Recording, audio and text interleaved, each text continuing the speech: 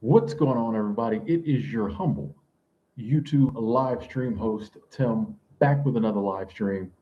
And today we are doubling down on the positivity as well as the truth. Okay? I feel like it's been a minute since we really got to get in there. We really got to get in there and dig in there and like pull out that positivity, pull out that truth. But we're back. This is what we do. I feel like this is what is needed. We need to talk about this. Been getting a lot of comments about this, about the world, what's going on, how things look, things are changing, things are getting crazy. We need to talk about this. So today is definitely probably going to be one of those streams where in the beginning, I'm doing a lot of talking. We're just discussing. I don't want to say ranting because it's not really a rant, but just talking. We're discussing, getting some things out, sharing some of my opinions, my views, my perspectives. And then as always, we're going to wind up in the chat because that's what this really about ultimately is the exchange of information, the exchange of energy, the exchange of love. But in the beginning, it'll probably be a little more me talking heavy. Anyway, but shout out to everybody coming through. Good to see y'all. Got to shout out Angela, world's best moderator, coming through early. Must not have went to work today. I'm joking. Anyway, as the title says, it might not seem like it now. The first part of the title says, it might not seem like it now. And if you're just going along and paying attention to and looking at and reading and watching and talking about all the other things, all the things that like everybody else is talking about, it definitely seems like the world and got crazy. The world seems like the world's been getting crazy since like 2019. And for a lot of people, I feel like they're like, okay, we officially hit crazy. The world was getting crazy. Now we didn't hit crazy. And I think it's easy to fall into the trap of believing that. And then also to not only believe that, but believe that like it's going to get worse. And I feel like a lot of people are looking at the world now and then, just extrapolating what the future is looking like. They're getting very down, they're getting very depressed. A lot of hopelessness going on. A lot of hopelessness going on. A lot of the things that like people used to look to bring them hope, or the things that they thought were going to provide the bright light in the future. A lot of the institutions we used to look to, the people we used to look up to, a lot of the organizations that brought us hope aren't doing that anymore. A lot of these things aren't the beacon of light and the beacon of hope that they used to be. A lot of people looking around, they just can't find nothing to hold on to. Nothing seems real, nothing seems honest. Doesn't seem to be any truth. Everybody's lying, everybody's greedy. I fully understand it. It still hurts my heart every time I see a comment where someone's just like, I don't like nobody anymore. I don't trust nobody anymore. I'm just doing me. As much as the introvert in me loves to hear people say, I'm just doing me, the humanitarian, the lover, you know what I mean? The happy person within me doesn't like that. I don't like comments like that because I'm like, dang, like just more and more people shutting everybody out. Can't trust nobody out here, you know? And I think more and more people are starting to think that like everybody's out to get you. You can't trust nobody. The world's just gone crazy. And it can seem that way.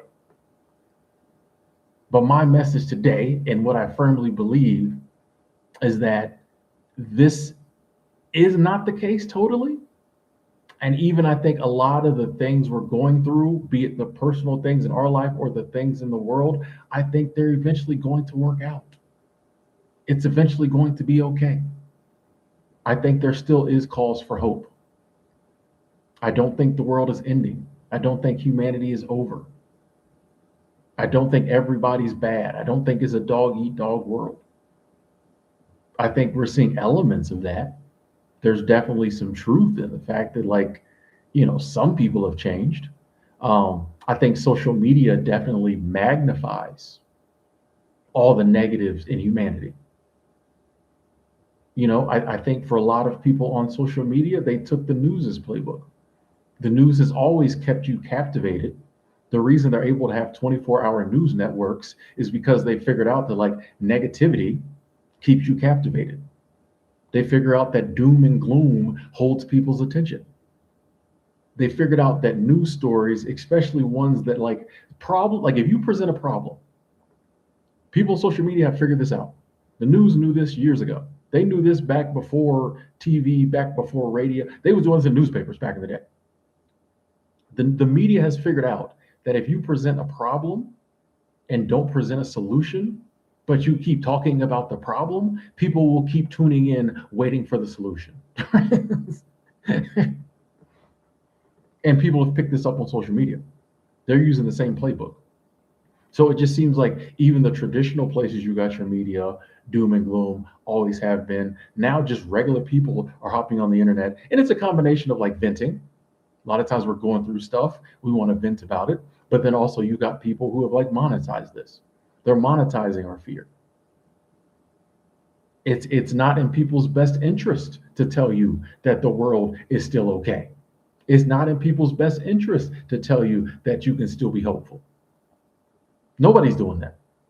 No, think about the last time you came across somebody on the internet who wasn't trying to sell you something, who told you it's going to be okay. That wasn't like your grandma. You know what I mean? It's not in nobody's best interest. That's another reason why it just seems like we're just overwhelmed with negativity. Is A, we have too much access to it. I mean, I was thinking about this earlier today. Our ancestors, other than like the stuff that happened like right in their neighborhood or like right in their area, anytime they found out about like bad stuff that had happened from somewhere else, it had already happened.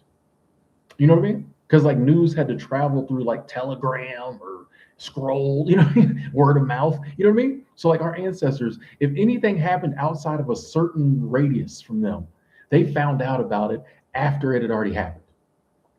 And there's a like even the same story told in the moment and told after the fact, there's a totally different like fear level hearing it. There's a totally different reaction hearing it if you hear it and it happened 6 months ago. Oh, 6 months ago, so also happened. Like, dang, that sucks. Wow. But if somebody's like, oh, right now this is happening, even if it's not affecting you, even if it's on the other side of the world, hearing about it right now and the here and now affects you different. So it's like our ancestors didn't have near as much access to all this bad news and negativity. And even when they got it, it was old news. Days old, weeks old, months old. We get it instantly. Not only do we have maximum access, but we get it like instantly. You know what I mean? And I'm like, that has to affect us like so different. Like just I don't think our sorry, I was checking something on my phone. Um one second, folks. Sorry about that. I have to okay, cool. Our minds just aren't set up to like handle that. And so naturally when our minds become like overwhelmed, like we lose hope. We start to think it's over. You know what I mean? Think we're done. But it's just like we're just getting, I think it's the same. I mean, the world is definitely different. We definitely have new technologies and different things that we've never had. But it's all pretty much kind of the same game. At the end of the day, we still fear for our loved ones, we fear for our life. You know what I mean? As humans always have. The things we're scared of happening, it's still kind of they might happen from different sources now because we got new technologies, but we're still fearful of like getting sick. We're still fearful of like bad things happening to us and the people we love. We're still fearful of like death. It's the same fears, but we're just way more afraid because we just have way more sources of which we think these things we're scared of are going to come from because we're getting bombarded by it all day, every day. Hey, Small William, thank you. Super Chat Squad. Let me give you a like on that. It says Small William brings hope with friendship. I appreciate that, and I'm taking that friendship, sending it right back to you. Thank you. But I do believe That just like with our ancestors in the past who got through all the things they were going through, and many of them lived amazing lives. Some of them didn't, but many of them lived amazing lives, and they passed on human existence to us. I think we will do the same. I think it will be the same for us. The things in our personal life, we will work through them. Things will work out. Things will be okay. In the world in general, we have problems, sometimes major world problems that we all got to face, but we work through them. Things will be okay. And I think that's what we have to focus on. We can look back at history and see that, like, there's always been something. There's always been something. That's why there's history books. That's you ever think about that too? Like in school, they don't really teach you the good history. You ever thought about that? Like, what do you learn in school in history? They teach you some cool stuff like so and so invented this so and so, the cotton gin, you know what I mean? Like, but mainly it's like wars and famines and beheadings and crazy stuff royalty does. Yet another outlet in which instead of giving us the good stuff, they give us the bad stuff. Even we don't think about it because we're like, of course, that's what they teach you in history class. That's what they're supposed to teach you. But if you think about it, you know how much awesome, amazing stuff was happening when King Henry was cutting women's heads off that no one talks about? You know what I mean? But in this scenario, we can look at that and be like, oh man, in school and other places, they taught us all this crazy stuff that happened in the world, and we're still here. The history books go back how many thousands of years? Craziness happening with humans, and we're still here. Our ancestors made it, just like we'll make it. And our children and grandchildren will make it. I think it's very important these days to big picture, like life. I think it's really easy to get caught up in lots and lots and lots and lots of little pictures. You hear about this bad thing happening, you hear about this bad thing happening, you hear about this bad thing happening. And we create a collage of life from a lot of bad little pictures instead of looking like big picture. Looking big picture and realizing that, like, yes, these things are out there, but there's also amazing, awesome, wonderful things out there. This is what life is. I wish it was different. I know pretty much everybody wishes it was different. I wish we could just show up to this life thing and it'd be roses and rainbows every single day. I wish it was just chicken wings and steak and Dr. Pepper and baddies and, and hikes. This is my dream life. And hikes and trips to, overseas. I wish it was. But that's not this game called life. I didn't get a vote. I think I might have got a vote in coming here, but like I didn't get a vote on how this life thing is going to be once I got here. By the way, we're almost at 50 likes already. Thank y'all. Definitely helps the stream out if you hit that like button. So thank y'all. Like I didn't get a vote on how life was going to be. I don't think y'all did either. If you did, tell me how to vote. Send me the link. This is just how it is. This is just the game.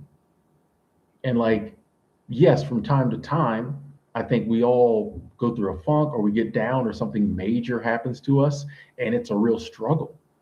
But like when that's not happening, this life thing's a lot better if we don't focus on all the other little bad things happening. Like when we're up, we need to enjoy being up because we're going to have the down moments. That's just written in the data. You know what I mean? That's just written in the programming with this life thing. We're going to have down moments.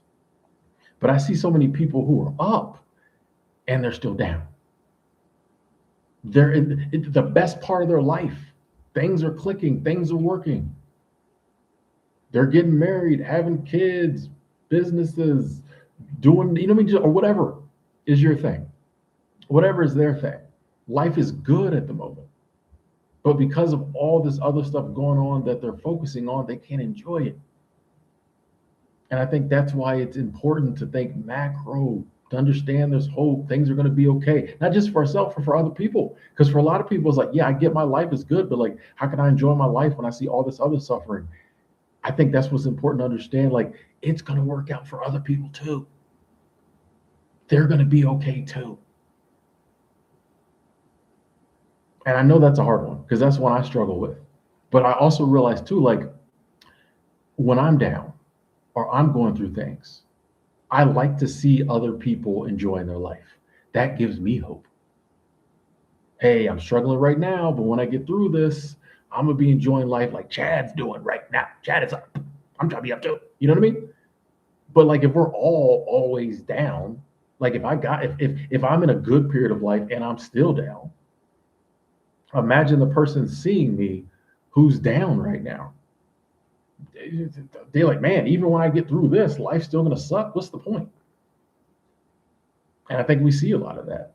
Sadly, I think the younger generation is in years when the years of their life when they really should just be like, carefree, enjoying life, already down.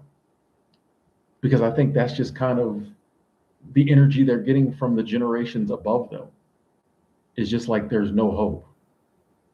It's all going to crap. It's never going to get better. And I just don't believe that's true. I think it's all working out. I think it's all going to be okay. I think it's all part of this thing called life. It's not perpetually bad. Things get better. You have your enjoyable times. You have your good years. There's winter. Oh boy, there is winter. You know what I mean? But then there's spring. There's winter.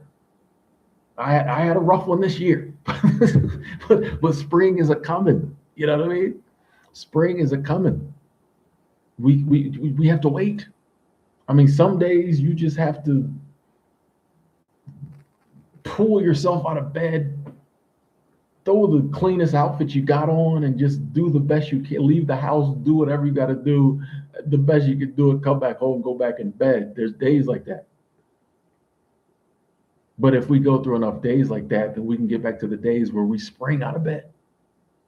Can't wait to the shower. I like to take a long shower. Some of them days, you can have them days when, boy, you just in the shower out because you were so excited. You got stuff to do, people you're going to interact with, going to go see friends, going to go do something you love to do. Family coming to town. Do you know what I mean? So many beautiful, amazing things that can be done in this life. Even amongst all the bad stuff going on right now, people are still having amazing lives. People are still doing awesome things. And I think we owe it to ourselves as well as to our fellow human beings who might be observing us, who might be feeding off of our energy. We're social creatures. We look around. We feed off the people around us. Somebody's got to be the one to start the ball rolling and be like, nah, we're not going to allow the news media and other people who are making money and other people who have ulterior motives, other people who want us so down that we can't make any changes in our life. We can't improve your life. If you don't see no hope, then you're never going to try to grow. You're never going to try to improve. There are some people who want that scenario. There are some people who like that scenario. There are some people who benefit from that scenario. I'm not saying all of this is by design, but some of it is. And me personally, I'm like, I'm not trying to, any of it that's by design, I'm trying to buck it. I'm trying to buck the system. You're not going to come up off my misery. If I end up being miserable, okay, I'm miserable. But you're not going to come up off my misery. Nah. But I think we owe it to ourselves, people around us, like, hold on to some hope. You know what I mean? Hold on to some hope. Think about the wonderful times you had in the past. Realize they can come again. Realize they will come again. There's no reason they wouldn't. Good has been conquering evil since forever. You've got to give it to evil. It keeps coming back. It keeps coming back, but good keeps conquering evil. We would not still be here as a people if good did not always win. If good did not win most of the time. You know what I mean? That's how we're still here. There's been horrible times in human history. Compared to some times in human history, we're still going through good times. But we made it through. Things got better. There have been billions, probably trillions. I don't know how many humans have lived on the earth, but I would estimate the larger percentage of them, if there was an exit interview, would say they had decent lives. Sadly, I think there would be some people who would say they didn't. Sadly, that's the hand dealt some people. But I think the majority of people, if there was a life exit interview of all the humans who ever lived, I think a good portion would be like, yeah, yeah, it was pretty cool. It was good. Hang on one second, folks. I got to get something from the door.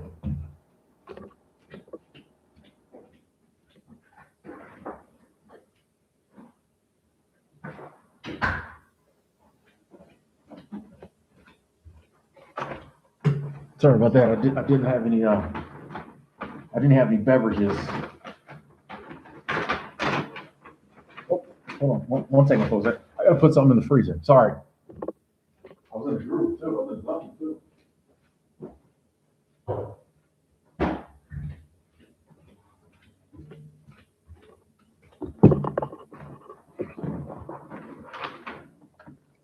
I just really don't like the idea of us having 80, 90 years. I'm gonna keep, by the way, folks, I'm gonna keep saying 90 years on this planet because when I did that video a while back where I said I'm trying to live to be 90, and I love all the comments, I love most of the comments, most of the responses.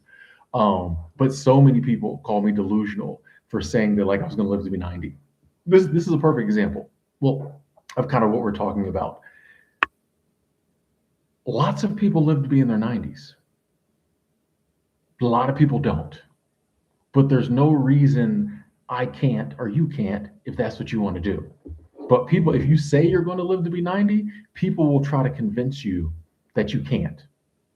People who know nothing about you, nothing about your lineage, nothing about your family, nothing about your health that you haven't told them will try to convince you that you can't because, like, that's hopelessness. Boy, you might be happy just to get to 60. Why would you ever say that to somebody?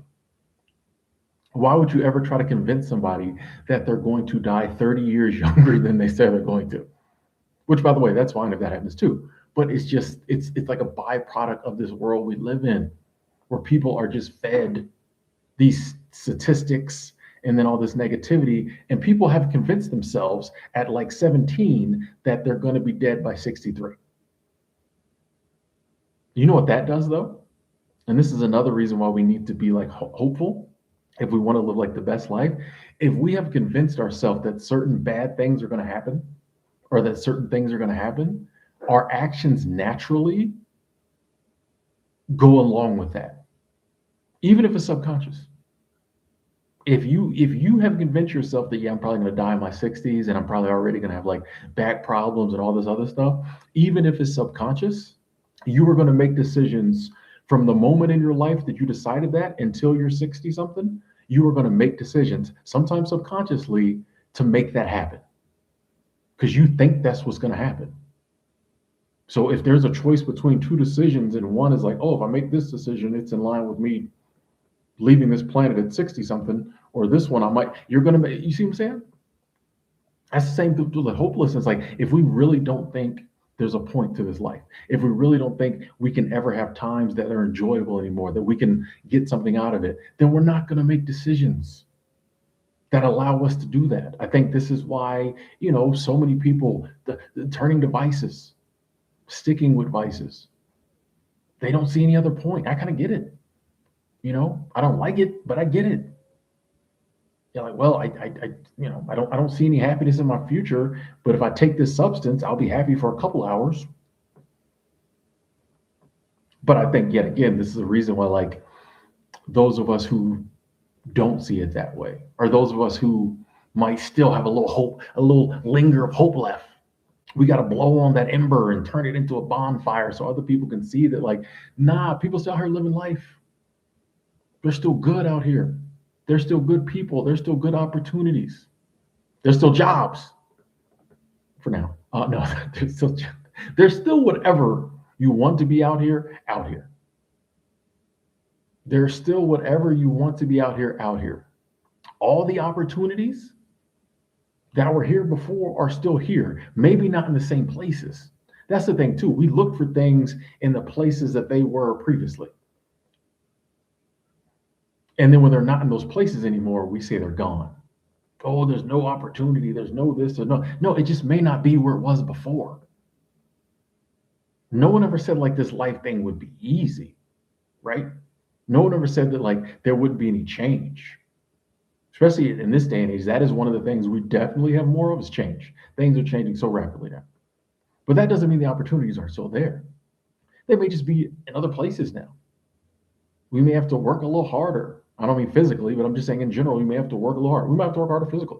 We may have to dig a little deeper. We may have to, do some more uncomfortable things, get out of our comfort zone. But the opportunity is still there. I don't think the day will ever come where just humanity is just totally devastated, hopeless.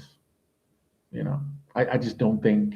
I firmly believe that like that which put us here is not going to allow that to happen. Like if it ever got to the day where it truly was pointless for humans to be here, I don't think. And this is just my opinion, but I don't think the forces that came together to allow there to be human life on this planet would allow it to continue because then it would be pointless. And I don't think there's like pointless life. You know what I mean? In this universe. Just my opinion. But I firmly believe that even with all the things going on in the world today, that we still can have a good life. There will be those days, there will be those times, but we still can have a good life. But I think it starts with believing that and starts with like holding on to that. But at the end of the day, there's nothing else to hold on to. Even if I'm delusional, even if we're totally delusional, how does that hurt? You know what I mean? It's funny, people will say, oh, it's all over, the world is ending, it's the worst it's ever been, it's all pointless. But then when you try to like hold on to a sliver of hope, they call you delusional. But I'm like, if what you're saying is true, what do I have to lose by being hopeful? What do I have to lose by continue to put love out there, to continue to put positivity out there? If we're all doomed, we're all doomed. So why are you trying to convince me not to be joyful and happy and keep laughing and keep loving and keep putting positivity in the world? Because if we all doomed, it don't matter. If we on the Titanic and it's going down, if I want to be in the orchestra, keep playing music till it goes down, why does it matter? We all going down. You ain't in a lifeboat. Why do you care what I do for my last few moments on this earth if we're doomed? This is what I can't understand. This is what I can't understand. Tim, you're delusional. It doesn't work that way. It's over. So why do you care what I do?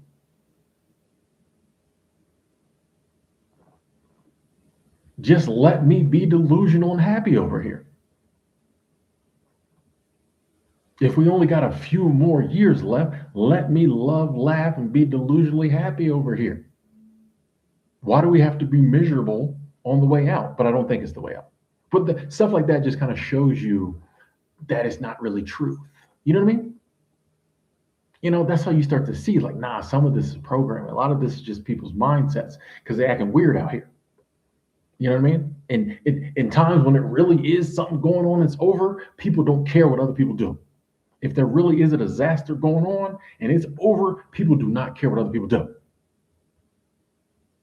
But this, what we got going on here, where we've been, just being programmed to think, oh, there's no point, just obey, just conform, it's all over, and make sure your fellow man does too. No, I'm hanging on to the light. I'm hanging on to the love. I'm gonna go up out of here doing my best. And once again, y'all know I have my down periods, I have my funks, my fogs, like all of us. But whenever I'm whenever I'm capable, I'm being a love warrior out here. I'm going down with the ship, hugging the ship, and everybody on the ship. It's free hugs to me till it's over. You know what I mean? Why? What do we have to lose? What if we have to lose? But I really believe that like that mindset allows you to be like a lot of, for example, when people are like, oh, people in this world are just horrible. How do you deal with it? I'm like, I know a lot of really good people, but I think I know a lot of really good, I'm blessed to know a lot of really good people because I believe that there's a lot of good people out there. And so, like, since I have that belief, there's just a lot of good people out there. I come in contact with them. I try to put out good energy. They're putting out good energy. Our energy is attracted to each other. But if you're putting out the energy of like, oh, I hate everybody, everybody's dishonest, and I can understand why some people have that view, but like, if that's what you're putting out there, what energy do you think is going to be attracted to you? Other people who think the same way, they're not going to trust you. You're not going to trust them. That's not the basis for a friendship. You know what I mean?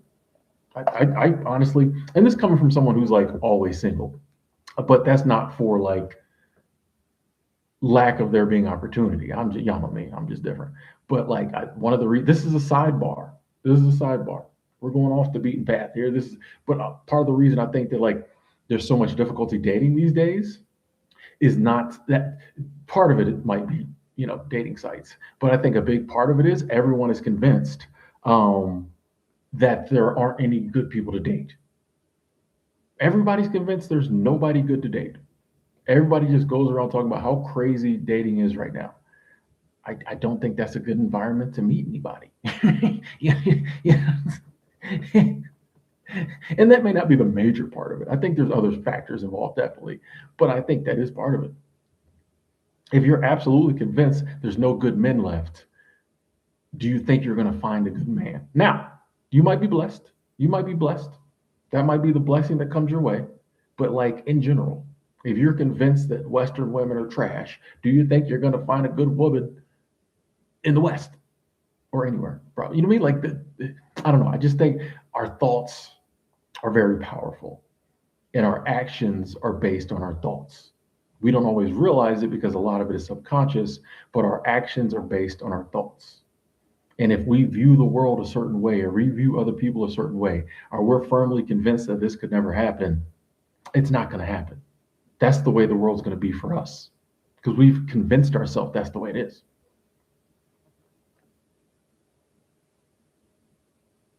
So I firmly believe that, like, I've convinced myself that it's still an amazing life. There's still wonderful people out there. Good things can still happen.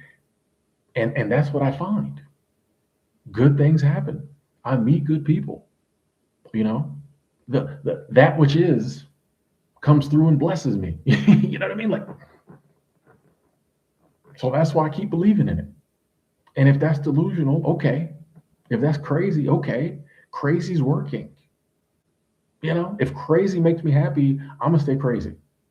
If being real makes you miserable, I don't want to be real. Like, you know what I mean? Like, I don't care like how you judge me or what category you put me in or what words you use to describe me. If I'm enjoying life more than I'm not, if the percentage of time I'm enjoying life is more than the percentage of time I'm not enjoying life, I'm gonna keep doing what I'm doing.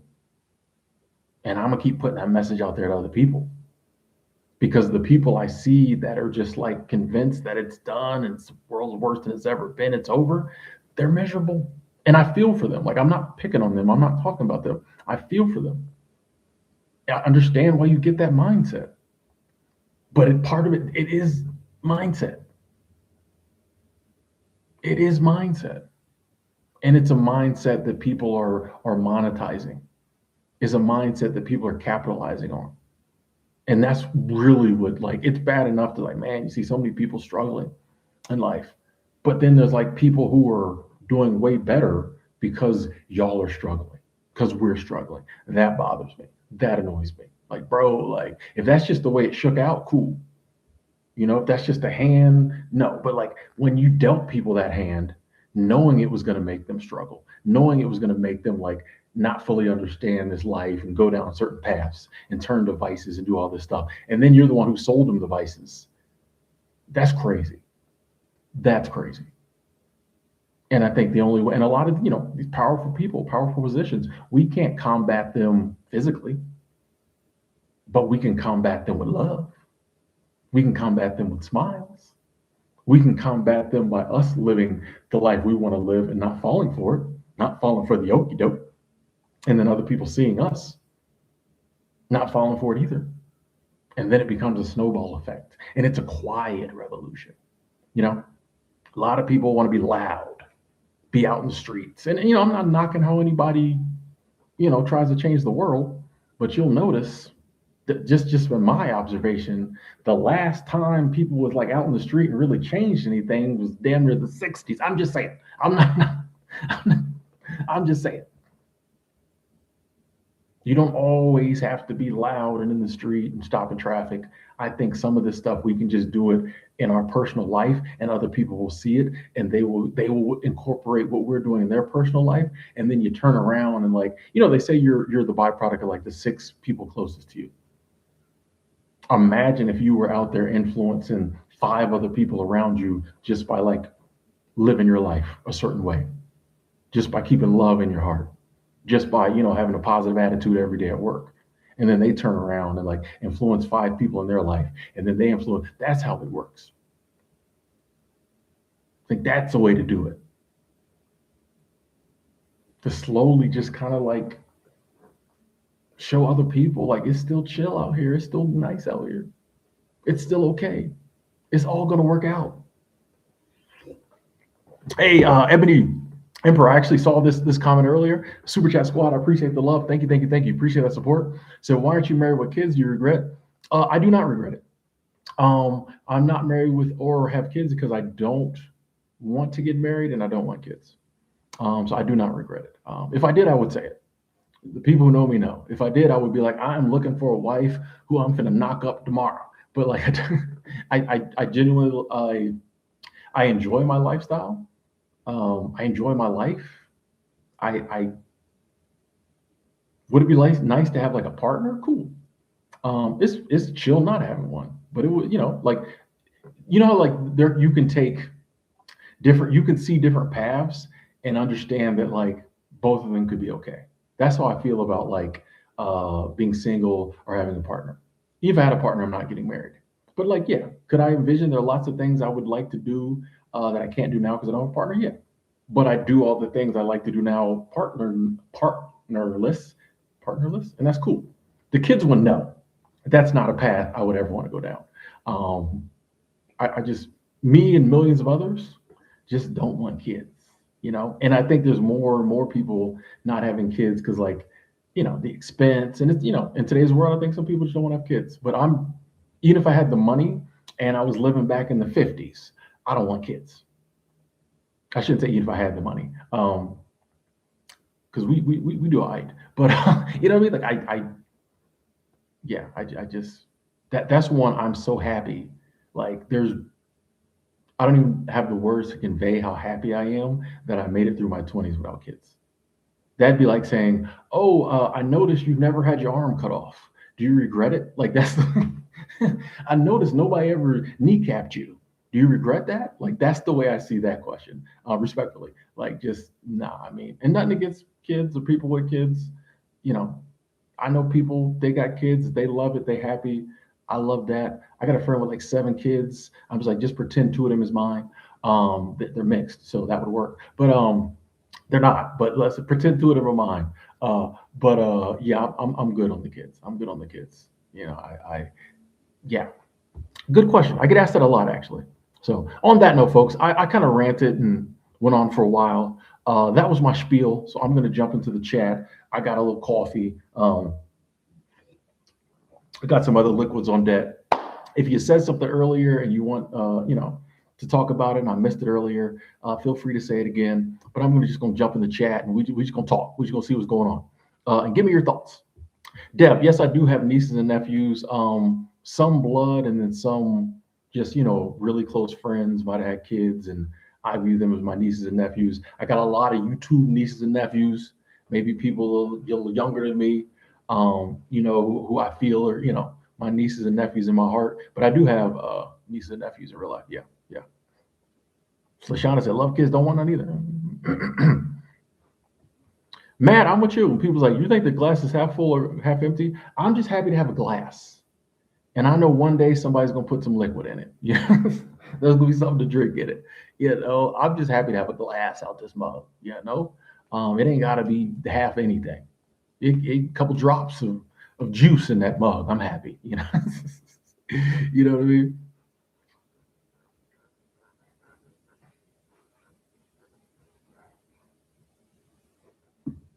Yeah, CC Bloom. And focusing on that too, I think there would be a lot more happiness in the world if we realized that, like, of the 8 billion people on this planet, there's 8 billion ways to live times 100. You know what I mean? Whatever that number would be.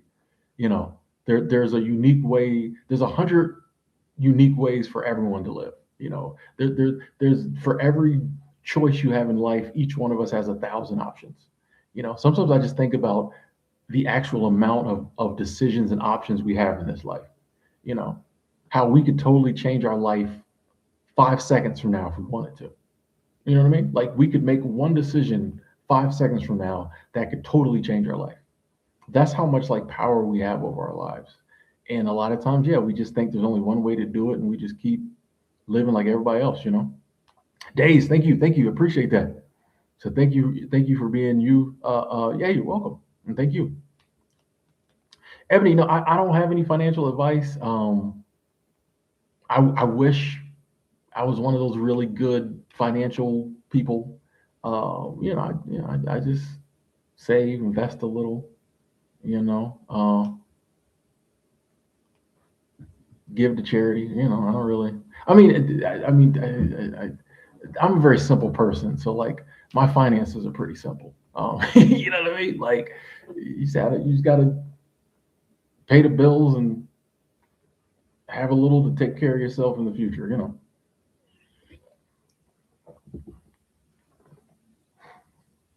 James, yeah, said maintaining respect for your family versus following your dreams can be a difficult balance. What advice do you give to maintaining respect for your family, also following your dreams?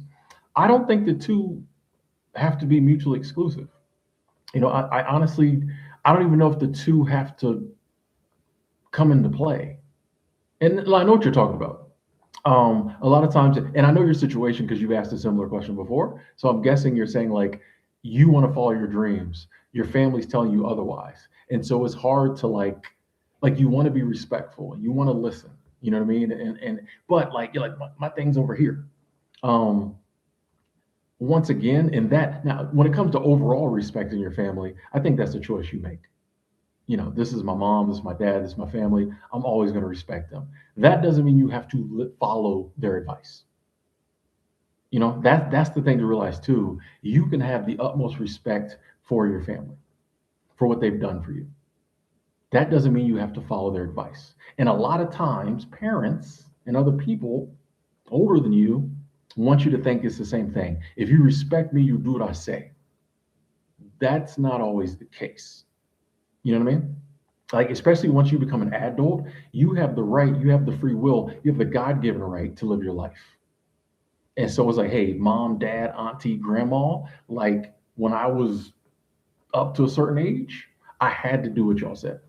Or I didn't have to, but I chose to because that's a respectful thing to do. Y'all was raising me. Y'all not raising me like that no more. I'm a grown man, I'm a grown woman, I'm a grown adult, and I can still respect you. And I love you for what you did for me. And I listen, but I don't have to follow your advice because I'm not a child anymore. So, like, if you truly love me, you want to let me go out there, and if you love it, let it go. You know what I mean? You want to let me go out there and do the things I feel like I want to do and find out for myself what this life thing is for me, much like you probably did. Because parents, I don't even want to say just parents. I think just in general, when we get a little age, when we're telling our life stories, we don't like to tell the parts about when we went out and did certain stuff. Da, da, da, da, da. And I would imagine parents, when they're trying to guide you on a certain path, are going to leave out certain stuff about when they went out there and tried certain stuff out. But yeah, you can totally still respect your family, love them, respect them, all that. But just, you get to a certain age where, like, you have to live your own life. Because the bigger problem, and this is the one that no one ever talks about. Like, Gary Vaynerchuk talks about this a lot, and that's who, like, opened my eyes to this. You think it's a balance problem now? Imagine if you listen. You think you're respecting your family, so you listen to what they say, and you live your life according to what they say you should do. Fast forward 20 years, and now you've got possibly have the regret. Now you're stuck in a life that isn't what you wanted. And now you possibly have that regret of not going after your dreams when you're younger. Who do you think you're going to be mad at? Who do you think you're going to have a hard time respecting? Who do you, you know what I mean? The people who told you to do a certain thing, and now you realize that wasn't for you. But what if they let you be an adult, you make your own decisions, and even if you go chase your dreams and it doesn't work out, say they're right, and you come back around, but yeah, mom, dad, you was right. I'm gonna do this. Fast forward 20 years, there's no resentment. Or if you are right and chasing your dreams was the right move, there's no resentment. When you allow people to go off and like do their own thing and find out for themselves, there's no resentment. Because they're either going to come back and be like, that advice you gave me was good, or they're going to come back and be like, hey, this was right for me to go do. Everybody's happy. People really care about you. When you go out and do your own thing and it works out, they're happy. If people really care about you, they'll be the first to be like, hey, that advice I gave you, I've done this. I've had to do this. I gave out some advice to a good friend, and in hindsight, it wasn't the best. I was telling her what I would do, and I was too wrapped up in what I wanted to see her do, and it wasn't the best advice. And I had to turn around and be like, hey, I apologize. Glad you went back to doing what was right for you. And it was a very painful moment. But like, if someone really cares about you, they'll do it. They'll come back. Hey, you was right. I'm glad you went off and did your thing. So like, yeah, you don't have to listen to other people and do what they tell you to respect them. You know, like you can just respect them, but still do your thing. That's a good question. Carol, good to see you. Good to see you. I said I would like to know why people ask why you're single. Child is really. Carol. I think what it is, Carol, is once again,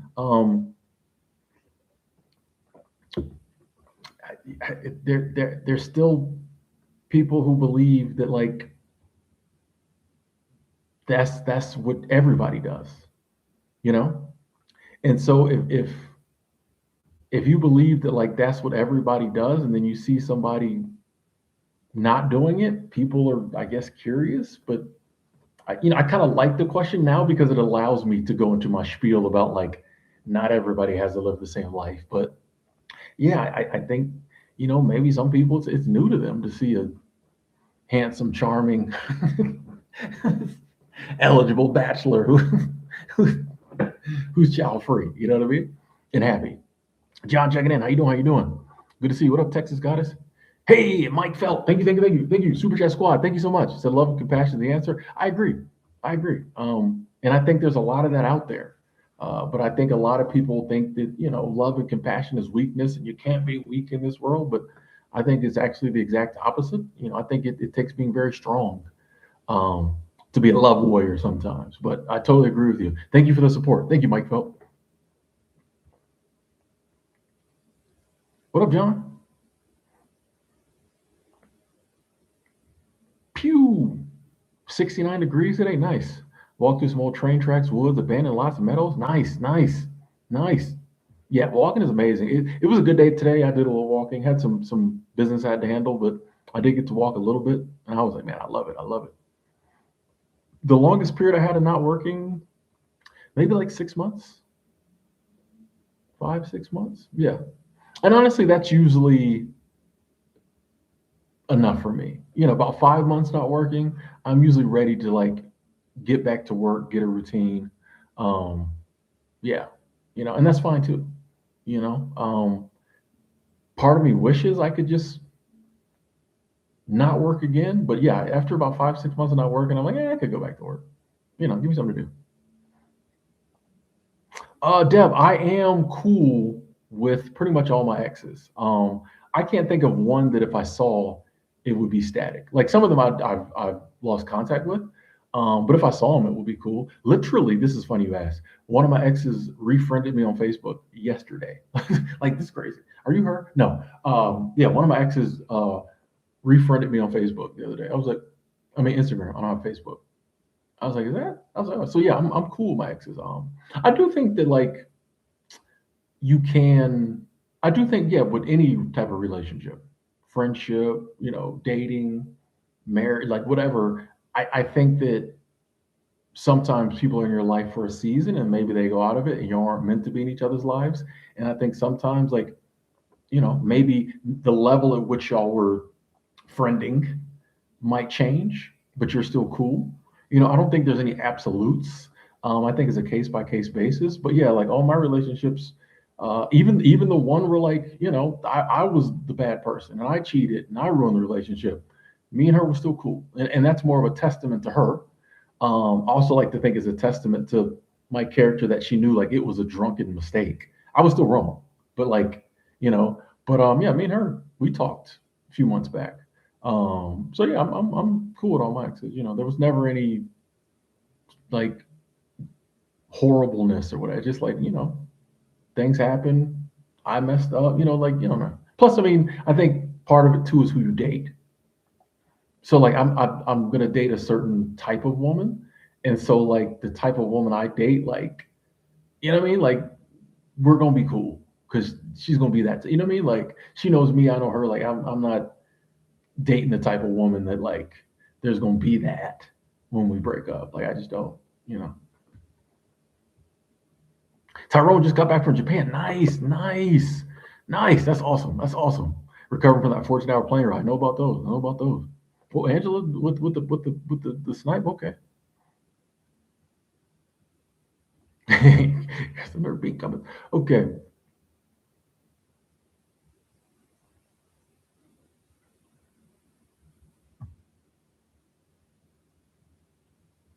Hey, Texas, I like that. Yeah, and we all are. We're put on this earth to follow on program, and like, people can give us good advice, but at the end of the day, like, we still gotta do what we gotta do.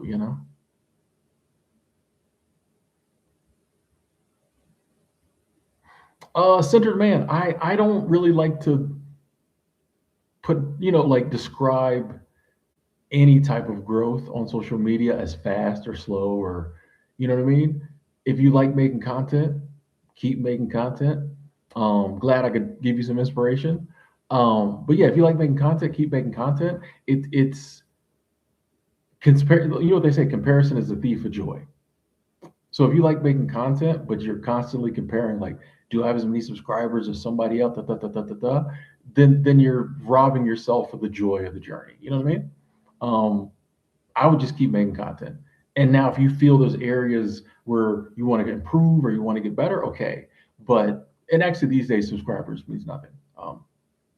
You can make a video tomorrow and get 50,000 views. You know what I mean? Like, subscribers means nothing now. But like, even counting views and all, like, it's, you know, do it because you like to do it, or do it because you have a goal in mind, and that other stuff will just come. But if you focus on that other stuff, it'll stop you from doing it because you're like, oh man, it's a slow start. I don't know. But if you're just like, hey, this is the start I got, um, and if anyone considers that slow, it's just going to make it a better story when I get here. You know what I mean? But I would just keep making the content. The other stuff comes. Like, genuinely. Hey, Lee, good to see you. They're starting to use self-driving trucks for delivery to stores. How do you think technology will affect jobs? Which, by the way, I said this years ago they was going to start doing that. But I mean, I was watching videos on it. Um, I was thinking about investing in a company that was doing self-driving tractor trailers. But as technology always comes along and kills jobs. This is, when the tractor came along, the people who sold the plows that you pulled behind a horse. You know what I mean? Like, for a lot of fun, like, we come up with new technologies, it puts people out of work, and we find other work for those people.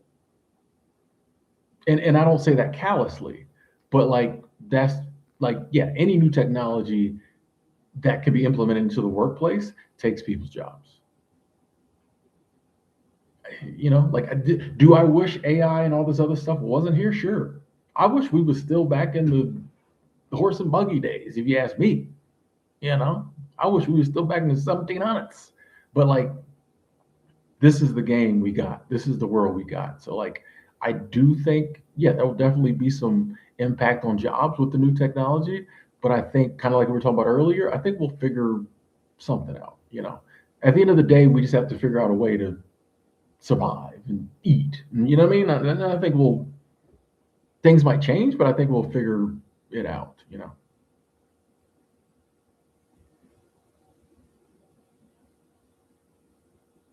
Ruby said the one with static is the relationship you might rekindle. Somebody likes drama. Somebody likes drama. What OPT? Mike, one of your comments got deleted, so I didn't skip it. It got deleted. So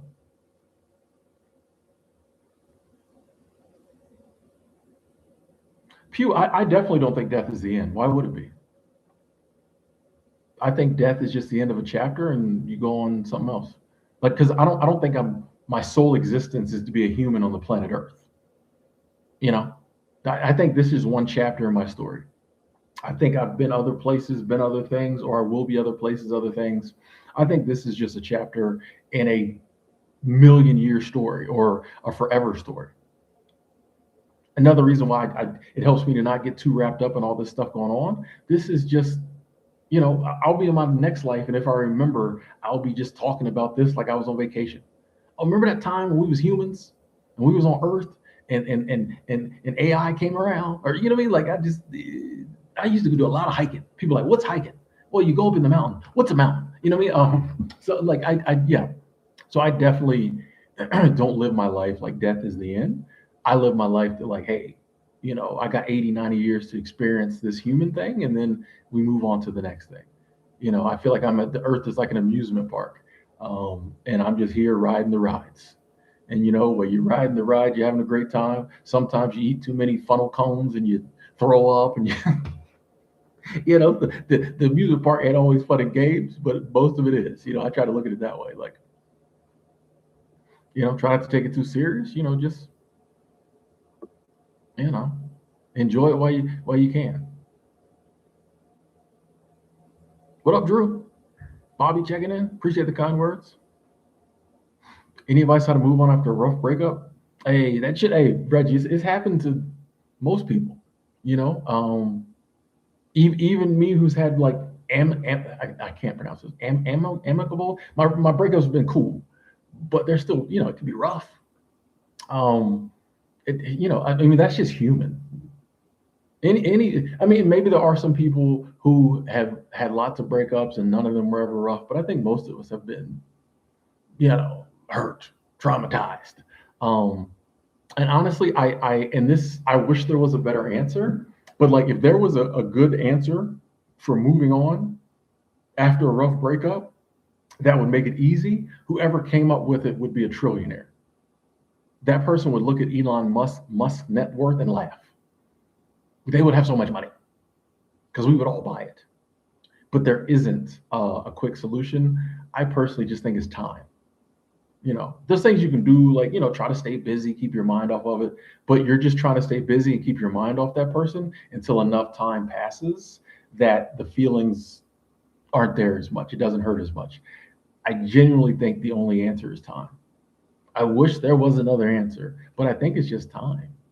I mean, it's this person was you and this person was this, and now you're not anymore. It just takes time for it not to hurt as much.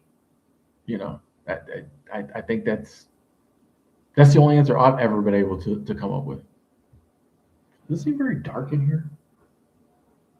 Does it seem dark? Where's my light at? It seems dark. I have more light than that. Okay. Hang in there, Reggie, by the way. Sorry to hear about the breakup. GT, I'm getting well. I'm getting well. F Doctor, how you doing?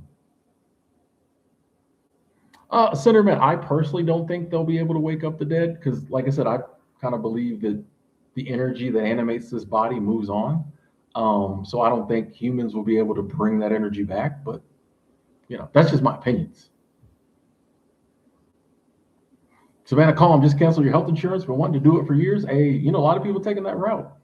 And the more expensive and like they're making health insurance and the less it covers, the more people are going to do that. Because a lot of people are like, why am I paying $600 a month? And then when I go to the doctor, I still got to pay $1,000 deductible. What happened to the $1,800 you got over the past 3 months? Why am I paying anything? I'm paying $600 a month. Shouldn't be no nothing. When I funny story, I went to the doctor the other day and it was a $25 copay, but it's supposed to be 30. So they sent me an email and a message said I owed them $5. So I went in there and paid it today, which is funny because like the doctor I go to, all like the receptionists are super cool and funny and like so I went in there today and I was like, I think I owe y'all money. Which whenever I go to pay, like I like to pay in person, because most people pay over the phone or whatever. I love to pay in person, and I always like I go to the dentist, whatever. I'm like, and I just go up there on a random day. Like today, I was walking to the bank, and I was like, oh, I'm gonna go pay this money I owe.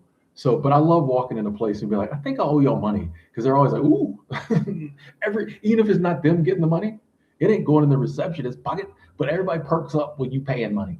And I was like, I think I owe y'all money. And she was like, "Oh, let me pull it up." I was like, "I think it's $5." And she pulled it up. She was like, "Yep, $5 on the nose." And so we, laughed about that. But yeah, I think more people are just going to drop their health insurance and just, hey, even with health insurance, half the time I'm not covered, so I might as well just roll the dice. I mean, I've rolled the dice for years. I went years without health insurance. Um, Fortunately, it worked out. I don't get sick a ton. When I did, I would go to like urgent care or, a lot, depending on where you are. There are some cities, some states that have good, like, um, low income or, sliding scale clinics and things you can go to. So there's options. But yeah, I think a lot of people, Savannah, are going to start doing like you and just keep that extra money. I think for a lot of people, they're like, okay, I can have health insurance or I can pay the car note. And I need the car to get to work. So if I keep the health insurance, I won't have the car. I won't be able to go to work and pay for the health insurance, so because I got the health insurance to do my job, which that's a whole nother thing. So yeah, I think more and more people are going to start doing that.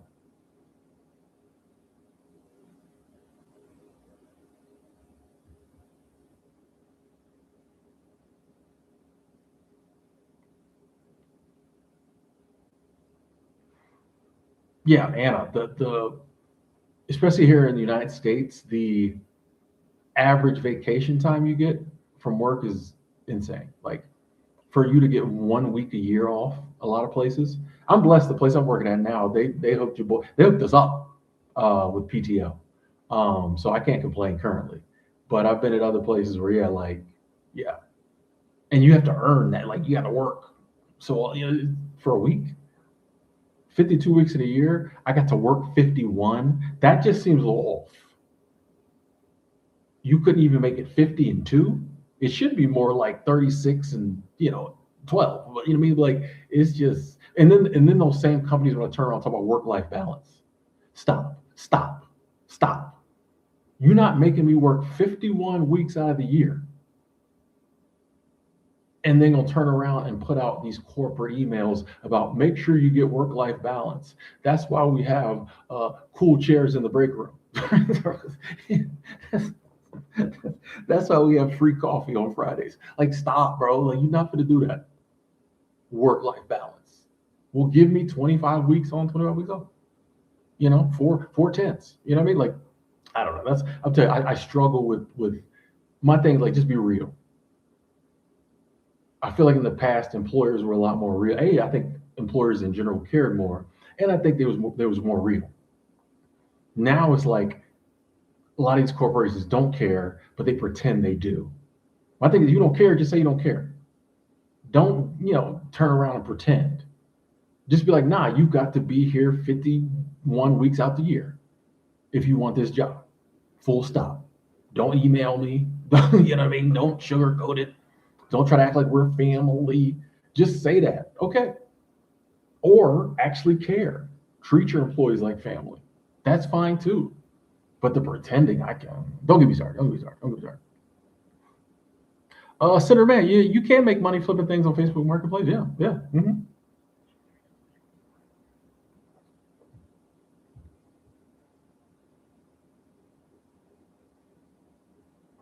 You remember when the doctor would come to your house to check everybody's vitals? Ooh, Gabe, when was this? That's ooh, man. I don't know about that. And I don't even like the term human resources.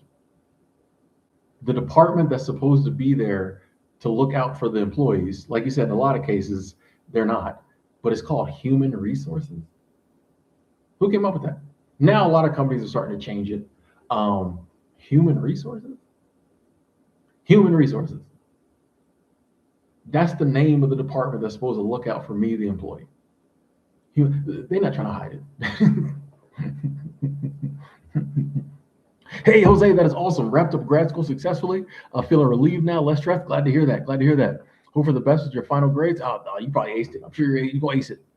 You go ace it. Congratulations, Jose. It's always good when like you were doing something, you wrap it up, um, less stress, feeling relieved. That's how I feel about doing my taxes. Not to make it about me again, but to make it about me again. Fine. Last week, you know, wrapped up my taxes. And the IRS took that money quick this year. I finished on Thursday. They took the money Friday. They didn't even wait 3 business. I, I, no, I think it was Wednesday. It was either Wednesday or Thursday. I did my taxes, and they took the money Friday. They didn't even wait 3 business days. They didn't even give it the weekend. They came for that money. But I felt relieved. My point is, I felt relieved, stress free. So glad to hear that. Glad to hear that, Jose. Glad to hear that. Yeah, they came for that money, which I like. I actually like that because there's always that weird. There's been times in the past where it took a few days because I pay every year, which I don't mind. But there's been times in the past where it took a few days, and I was just like, man, like, so I like it. Well, they came for that money. I was okay. I see you, Isris. I see you, IRS. I ain't mad at that. I'd come for my money too.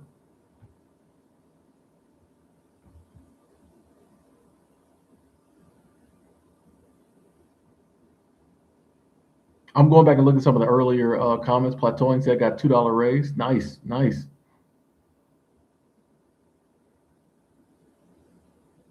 Shout out to the empty, intuitive.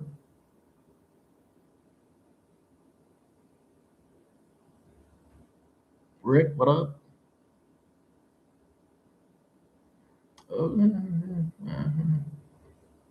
Yeah, Certus, what up?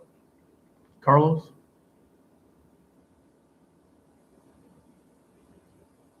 spring is here. Spring is here. I think here we got a few more days of maybe a little snow and a little cold weather, but we're spring's almost here. Spring's almost here. hmm Just walking around with my little light jacket on. I'm happy. I'm happy. I'm happy. Whew. Yeah, this is a rough winter, but we got through it. You know, and that's a metaphor for an analogy for like life in general. Like I think you have to have winter to have spring. I don't know why. I wish it could be all spring, but apparently that ain't the way it's been set up. Once again, like I said, I didn't get an explanation. I just guess it has to be that way for whatever reason. You got to go through tough times sometimes to get to the good times. Sometimes I don't know. I'd take nonstop spring and summer, but apparently that's not the way it's set up.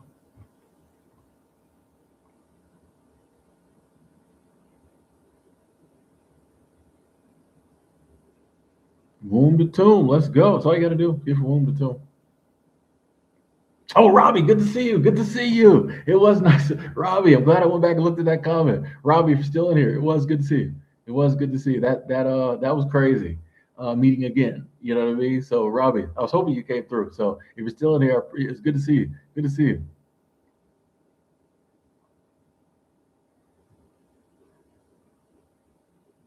Thank you, Jay Hart, to tell me you look great. Oh, thank you.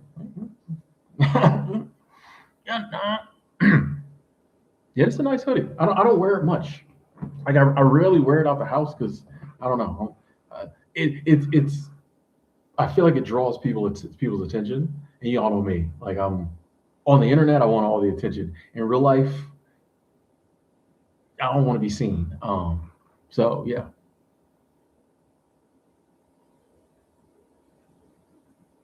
metaphysical Mike sending love and compassion and peace to everybody. I appreciate that.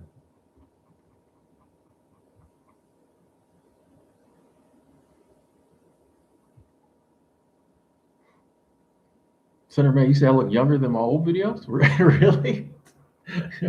I was looking that rough back then. I mean, I don't know, man. I don't know. It's like it's weird because other people will say otherwise. It's just weird on the internet to ever get a gauge on how you're actually looking because some people will say you look younger and other people say, man, you're looking rough these days. So I don't know. Like it's hard to get a gauge on how you're really looking. So I don't even try. Um, like I just, hey,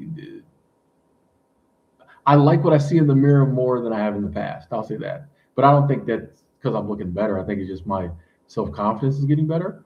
But I just happy to be, breathing, you know, still looking okay, If I could have one, what would my villain name be? I don't know. I don't know. I I, I don't know if I want a villain name. Savannah, I'm still doing housekeeping. Yes. Yeah, I'm still doing housekeeping. It it's it is. I When I was a housekeeper, I did enjoy the antisocial nature of it. I remember one time when I was working up in Big Sky. Uh, the hotel I worked in had 7 floors, and I was on the seventh floor, and nobody came up there. Part of the reason is because like I had the biggest rooms, which meant I made the most money in piecework. But I mean the rooms took longer, so it averaged out. But nobody wanted to ever help me, so nobody came up there. I loved it. If anyone ever came on my floor like that who worked there, I'm like, what are you doing up here? Like my friends occasion the guy on the floor below me was a good friend of mine, and he might come up occasionally, if ask me something. But like nobody came. Like my boss never even came up there.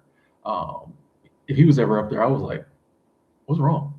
I loved it. I loved it. It was just me and the guest, and there was only like 15 rooms up there, maybe. But they were big. But yeah, I love that part about that job and that season. Maybe a couple seasons I did that. Was yeah, nobody ever bothered me. It was bliss. It was bliss. I look like I shop at IKEA. Is that a good thing? I think I've only been to IKEA like twice. I thoroughly enjoyed the experience, but I think I've only been to IKEA like twice. They don't have IKEAs in the places I be. A lot of times.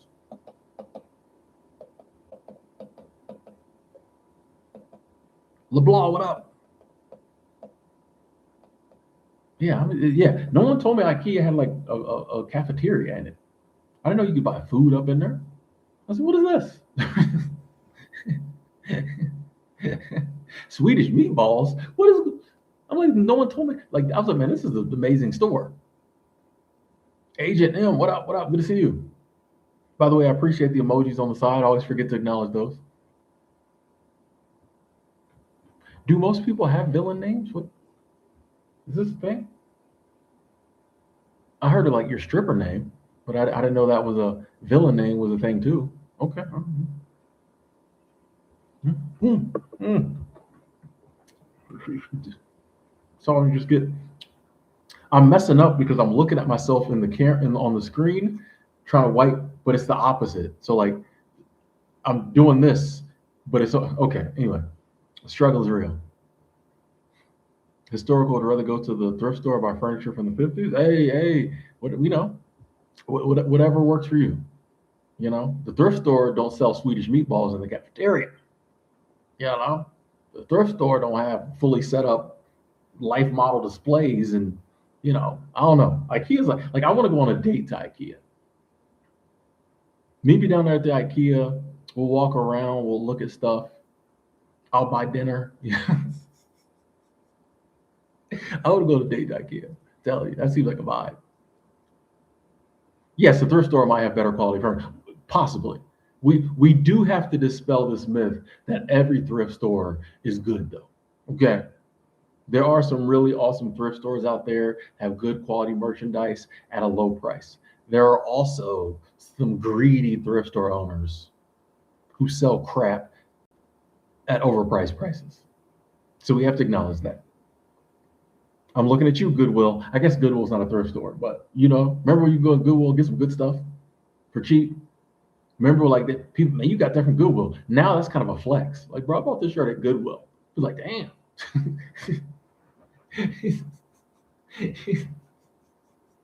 He got money, girl. I saw him coming out the Goodwill. Goodwill be charging so bad. Goodwill ain't cheap these days, and they get this stuff free.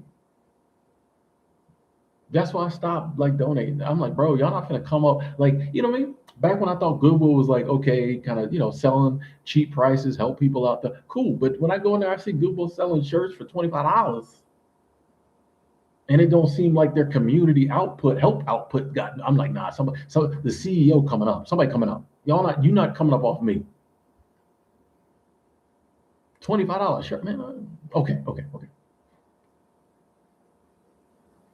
David, good to see you. Just turned 48. Let's go. Let's go. Almost 50 club. Let's get it. LeBlanc, everybody shops at thrift stores around you? No, nice, nice. Is Tiffany really a stripper name? Back in my younger days when I frequented the strip clubs, there was no one in there named Tiffany. Now, keep in mind, I was in Atlanta. You know what I mean? So, yeah, no. It was a lot of the girls were named after drinks and like fruit. There was Alizé, there was there was Rose. A lot of the women were named after drinks and like fruit. You know, that's what the vibe was.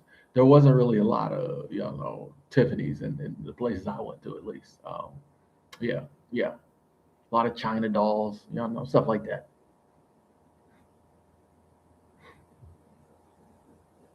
The CEO of Google makes six figures. See, I didn't even know that. I was just assuming. Savannah, you're sitting in the Target parking lot eating sardines from the can by choice. Is this a diet? I'm on that sardine diet.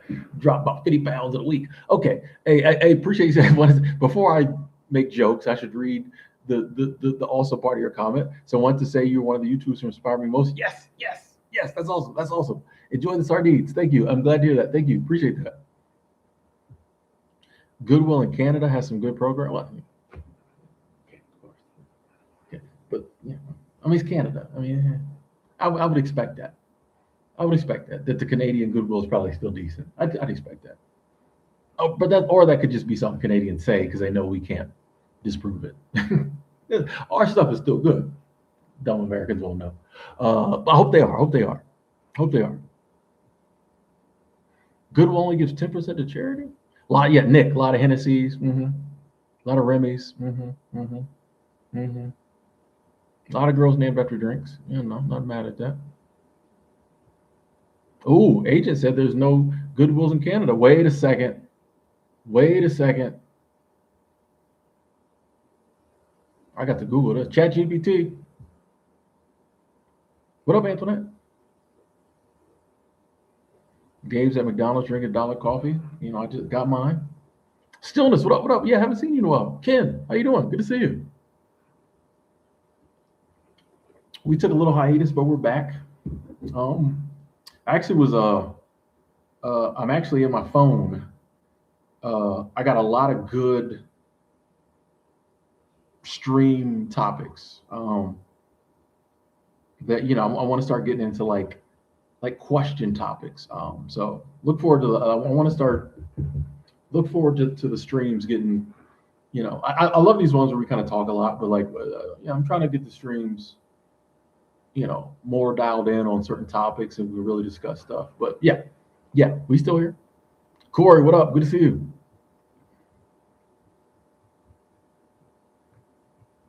Yeah, I didn't know villain names was a. Well, I think it like you can't choose your villain name unless you know like what type of villain you are. And I feel like I don't think I would ever. I don't know. I don't know if I have villain energy. Yeah, I don't know if I have villain energy. Hey, Anna, good night. Good night. And you're welcome. Hope you enjoyed the stream. Appreciate you coming through, spend a little time with us. It still seems like it's very dark in here. I don't know. Or out of focus or something. Let me see something.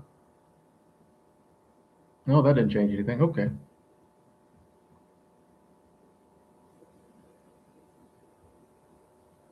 I don't know.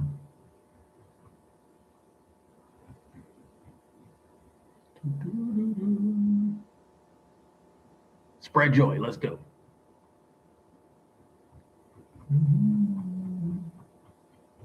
Today went by like fast.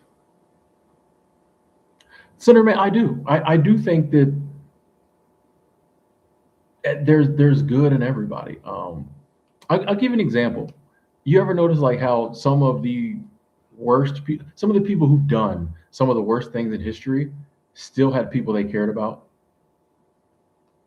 like people who would go out and like be hired assassins and hitmen for the mob or something, and then come home and like play with their kids, or they love dogs. You know what I mean? Like, yeah, you know what I mean? Like, so I think there in some people the bad behavior and the other stuff is more, but I think within everybody there's a little bit of love and the good stuff, and I think in most people that it's a majority of that.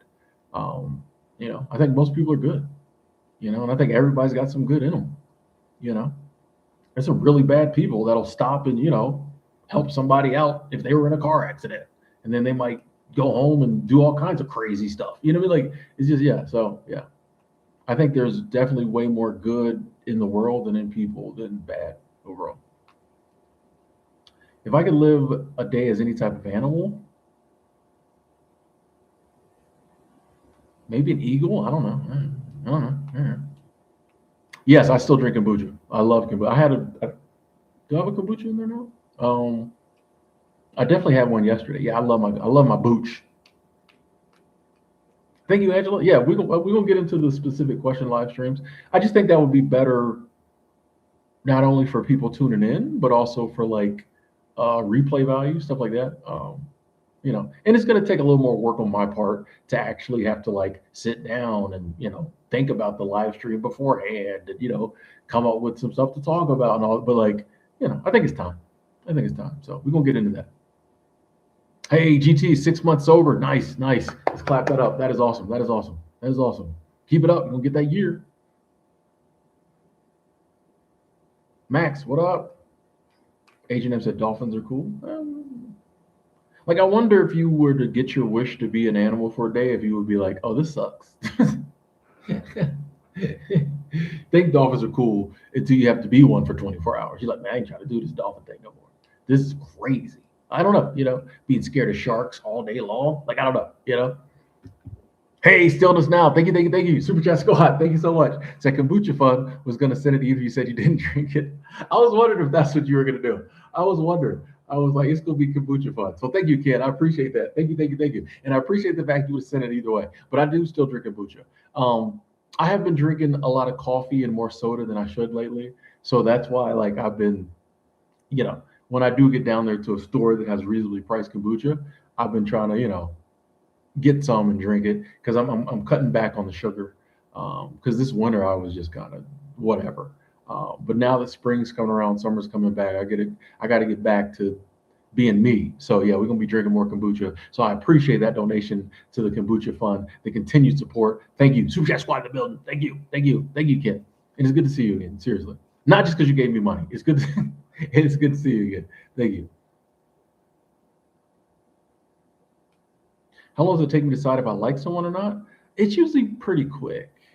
Like the initial first impression is usually pretty quick, and then it's usually, oh, this person's okay. And then if I'm around them, a couple days, you know what I mean, couple interactions, couple times, then I can really gauge, like, a lot of people are cool, but like, we ain't gonna be cool. You know what I mean? Like, we're cool, but we're not gonna be more than that. After a couple interactions, I can usually tell, like, hey, there's a potential for this person to be like a friend, or if we just gonna be cool. And most people, I meet, work and stuff, are just cool. And there's nothing wrong with that. I have a very small friend circle, and I try to hold myself to a pretty high standard, a certain moral code, a certain morality, certain principles. And so I hold my friends to that too. So, like, it's just not everybody's like that. I'm not saying it's a bad thing, but it's just like, there's a certain energy, you know what I mean? Just, and There's people who meet me. It's like, nah, I can't rock with that dude. So it's not a diss, but it's usually pretty quick to know, like, if typically, like, if someone's gonna be a really good friend, I knew pretty quickly. You know what I mean? And it takes a couple days to kind of solidify. Like, yeah, I thought dude was cool. There's a couple times I've been wrong, but yeah, it usually doesn't take me that long.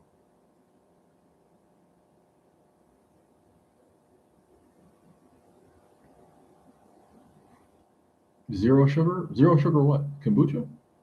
Uh, I'm you know what I mean? Like, I'm never gonna be like, I put four things of sugar in my coffee in the morning. Like, I'm I want to cut back on drinking so much soda and so much sugar, but I don't think I'm ever gonna be like sugar's bad. You know what I mean? Like, I'm still gonna have my coffee with my sugar in it and stuff from time to time, but like, yeah, I just kind of gonna cut back some.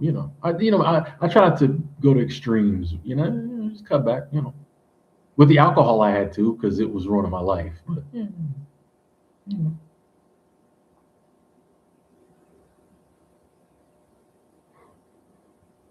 Centered. I don't think that makes you a bad person. If there's a sense of relief for not having to it's not like you made the cat run away. You know. So I don't think that makes you a bad person. Like, a lot of times as humans, we have feel like we don't choose the feeling; it just happens, and then we're down on ourselves because we have the feeling. That's just a natural feeling that came from something happening. That's just human. There's more peace not having to worry about a cat. That doesn't make you a bad person. If the cat comes back, you'll probably keep taking care of it. So, like, I don't think it makes you a bad person. Oh, zero sugar soda? Ew, ooh, oh, gee, no. If I'm gonna drink soda, I'm drinking soda. I'm not drinking high fructose corn syrup water. If I'm drinking soda, I'm getting everything. I'm getting all that. Give me my Dr. Peppers and my Sprites. I'm not that Coke Zero Sprites, nah, bro.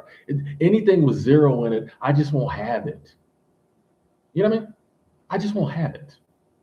The only difference of that is, like, I drink decaf coffee sometimes. But like, if I'm gonna drink a soda, I'm drinking a soda. If I'm paying $3, I need all that chugs. I need all that. Nah, you're not gonna sell me a soda for the same price and I have all the ingredients in it. No, no, no. Yeah, I'm learning. Yeah, H&M. The middle ground is the middle way is usually the way. The balanced way. Whenever we start getting into the extremes, yeah, things start getting weird. Mammals, oh, excuse me, dolphins are the most dangerous mammal in the ocean.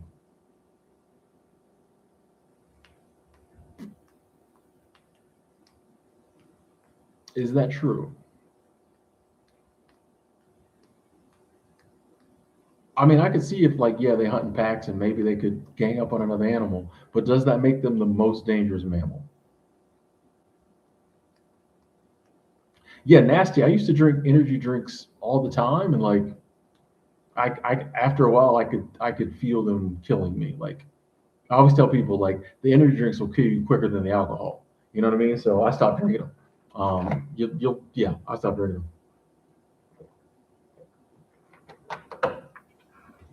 them. Gabe, I haven't been listening to a ton of music lately. But when I have, it's just kind of the same stuff. Just my not playlist, but just the stuff that I have on. I look like if I'm walking somewhere and I got music, I usually use YouTube music. So just whatever songs I have in my, saved music and stuff like that.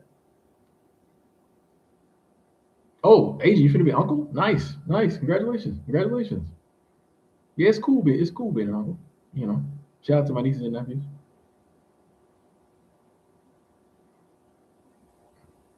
That's okay. Beavers.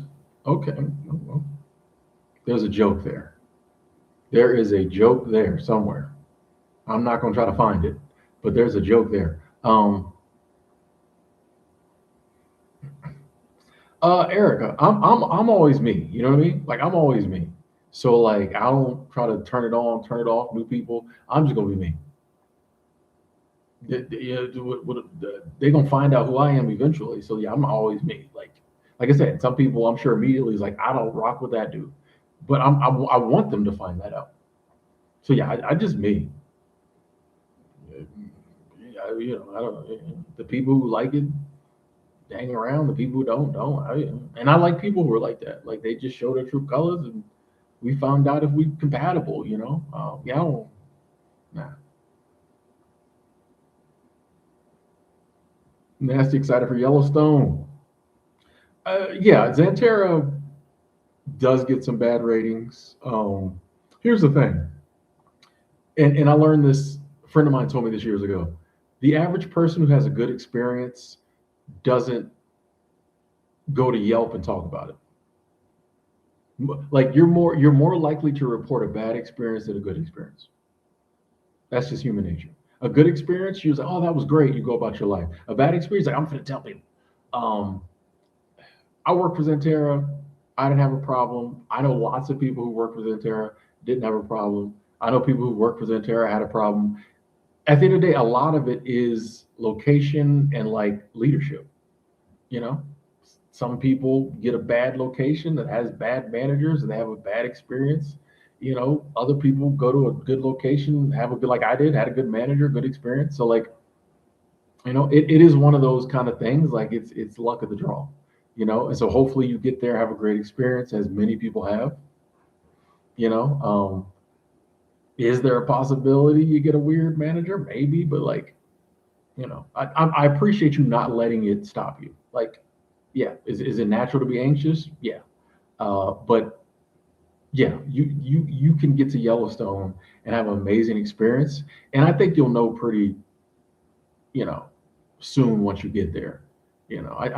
This would be my prediction that you'll get there and you'll just enjoy yourself and you'll forget all about the. Yeah, here's the thing. Beforehand, when you're reading all these other people's reviews and ratings, you're envision every review you read, you imagine yourself being in that scenario. So there's an endless amount of like scenarios that can happen to you beforehand because it's not happening. Once you get there and your journey starts, your Yellowstone adventure starts, there's only one scenario, the one you're in. You know what I mean? So it's like it's like reviews and stuff are good for giving you an idea about something.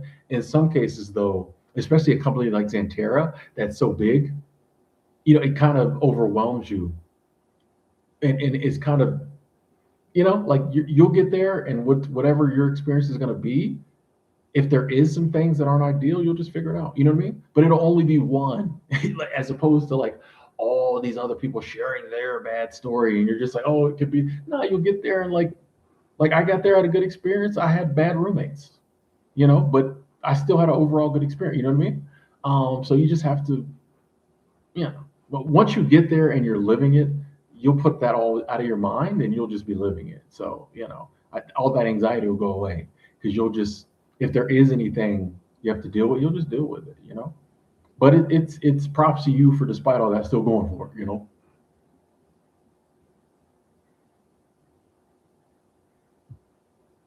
D'Angelo, what up? D'Angelo, when it comes to content creation, I would start with things you enjoy. I always tell people, what are the things you like to talk about that your friends are tired of hearing you talk about? What is the stuff that like just brings you joy? You can't wait to talk about it, discuss it with somebody. I think that's a good place to start with content creation because you're going to have to be talking about it a lot, especially if you do well. You're going to have to talk about it even more.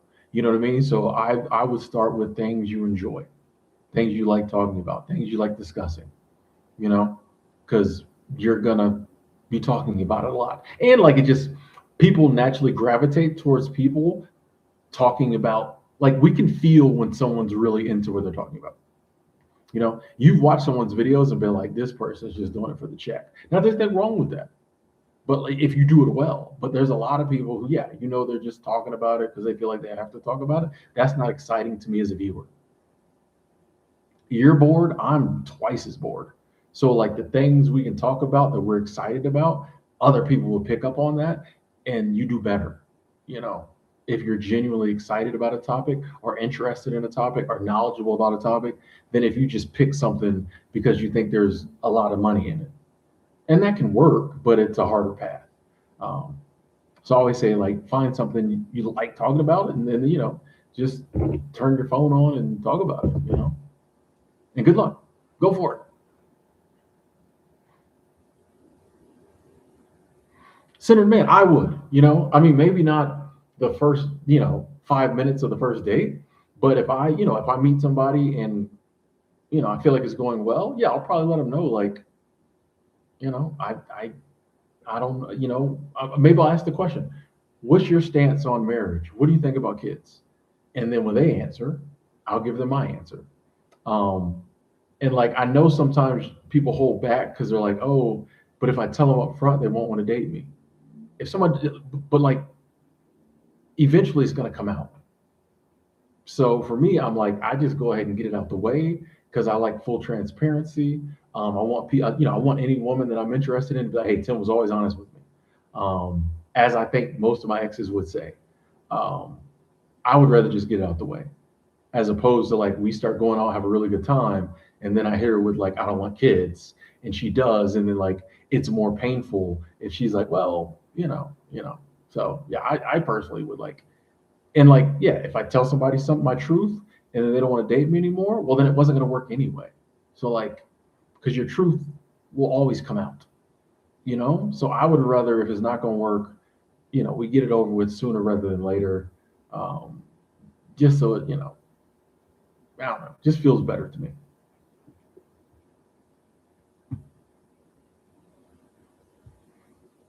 Hey, Dabby. Hey, that's awesome. That's awesome. Glad you liked that video. Glad that video was helpful to you. Um, that was one of those videos that was the goal. I just thought it was a topic that I didn't see a lot of people talking about, or the messaging around it. I don't know. And I was like, I would just like to put out a video and say some things that I know I would have liked to hear, or when I heard them, meant a lot to me. So glad that video was helpful to you. Awesome. Fortune. Yeah, we kind of just talked about this earlier, but I think I don't think there's really any breakup advice other than like it takes time to get over a breakup. I don't think there's a secret formula or any shortcuts. Like, it just takes time. Like, it's one of the hardest things that can happen in life. Um, but I think it just takes time for it not to hurt as much. We still talking about dolphins? Okay. Riding an SUV is way better than the Greyhound. I totally agree. Riding anything is better than Greyhound. On sometimes. Brad checking in from Denver. Thank you. Yeah, I drink regular coffee. It's just black coffee with sugar. Yeah, that's how I take my coffee. Yeah.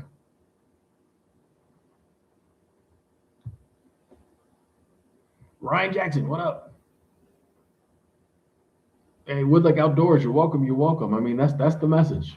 That's the message, is the positivity. I just see so much negativity in the world. I just want to do my little part to put some positivity, put some love, put a little humor, a little happiness out there. So that's what we plan on doing until we can't do it no more. So, I just appreciate that people, enjoy hearing the message time to time. Miss Sheila been lurking, but just had to say hello. Thank you. Thank you. Good to see you, Miss Sheila.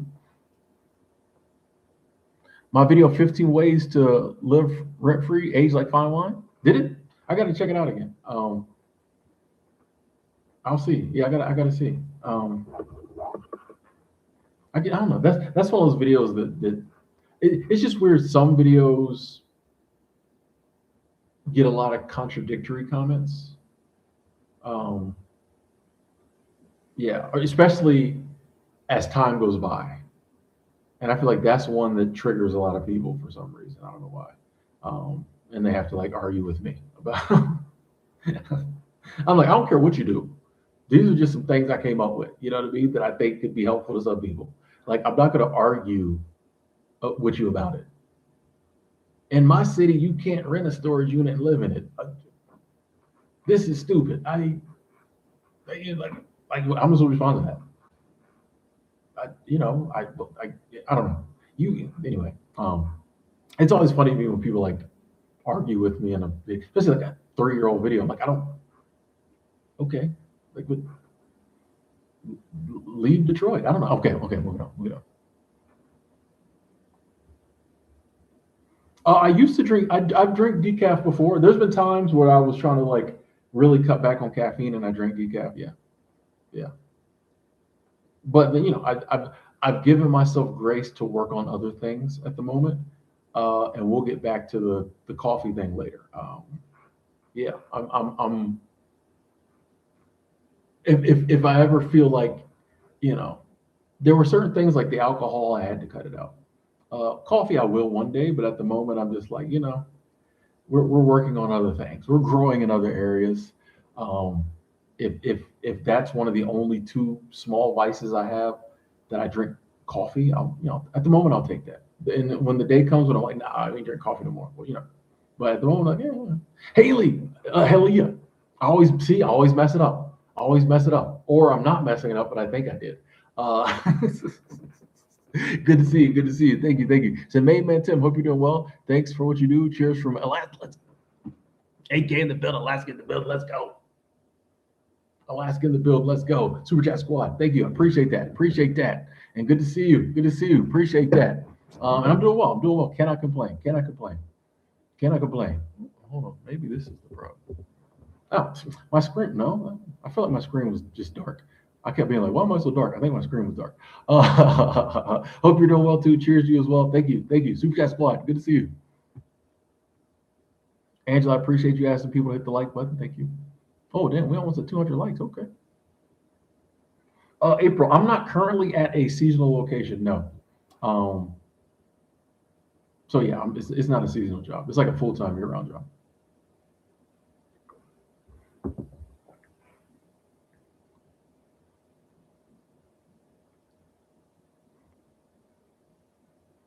Pew, does anyone like? I don't know if that's true.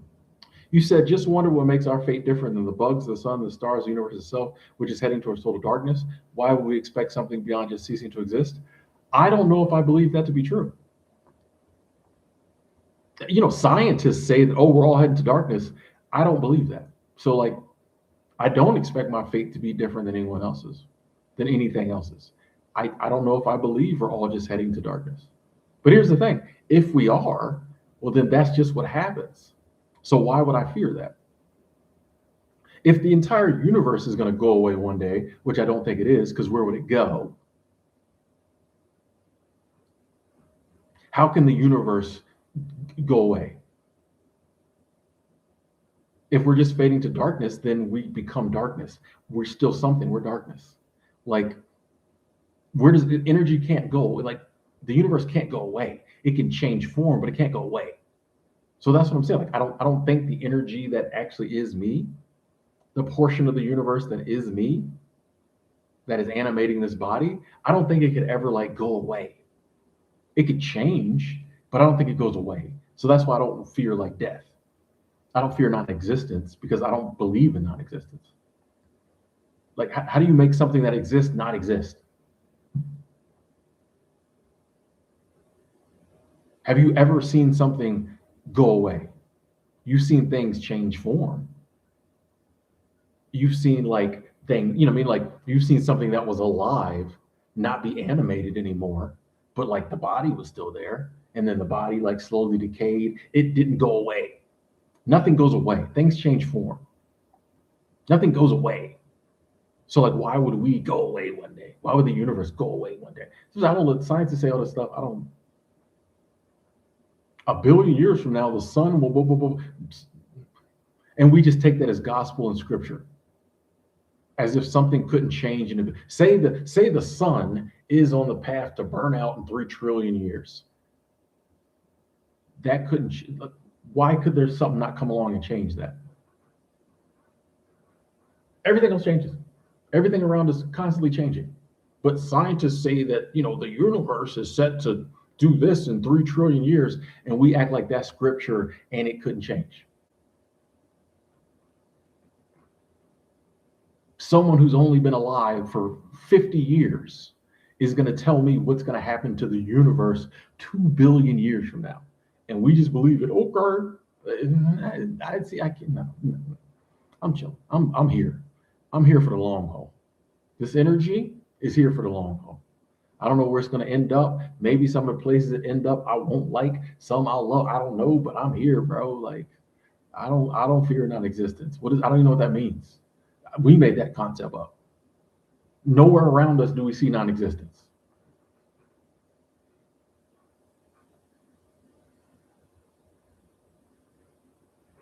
Everything is life. Everything is existence, or it's changing form. I mean, you could argue that a decomposing body is a form of light. You know what I mean? Like the worms. Yeah. Sorry if that was a long answer, but that's my view on that.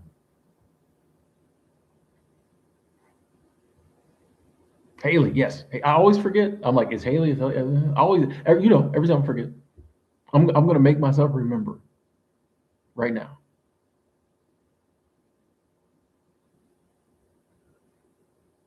I got it now. I spelled it out in my head.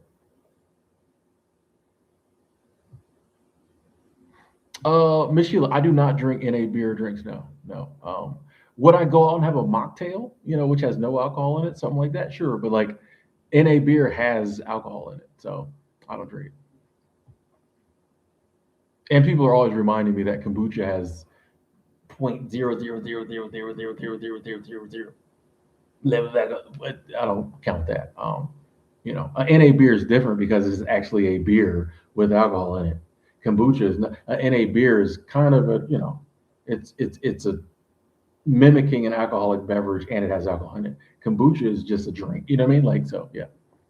It'd be like if I went out somewhere and they had beer battered shrimp. I'm not gonna be like, oh, can't eat it. Like, you know what I mean? So yeah.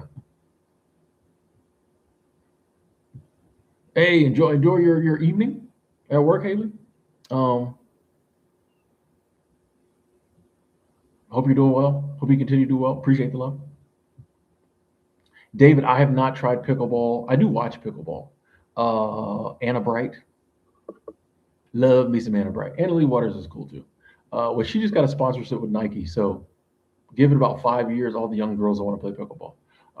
But yeah, Anna Bright, I love me some Anna Bright. So I watch pickleball, but I've never played it. Yeah, I'm not really a play sports type of person. Yeah, I be working at work, so I get some extra. I like to watch sports. I don't really play it. No, we're not doing that. Yeah, Zantana, the fact that we think we can predict what's all going on here is crazy to me. You know, day late. What up, Regina? You're in Austin now. Okay, okay, okay. Nice, nice, nice. Glad I could help with the move. I told you Austin was a vibe. I've been telling you Austin is a vibe. So I'm glad you made the move, Regina. You finding a lot of bohemian chic vibe going on. Glad you finding that. Awesome, awesome.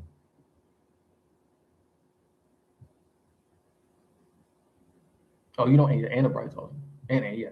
You know what's crazy about Anna Lee Waters? It's rare that like you find a sport where almost undisputed someone is the best. There's a lot of good pickleball players out there, but like Anna at 18, 19 years old is like undisputedly like the best. Like it's rare to find that. Yeah, that's rare.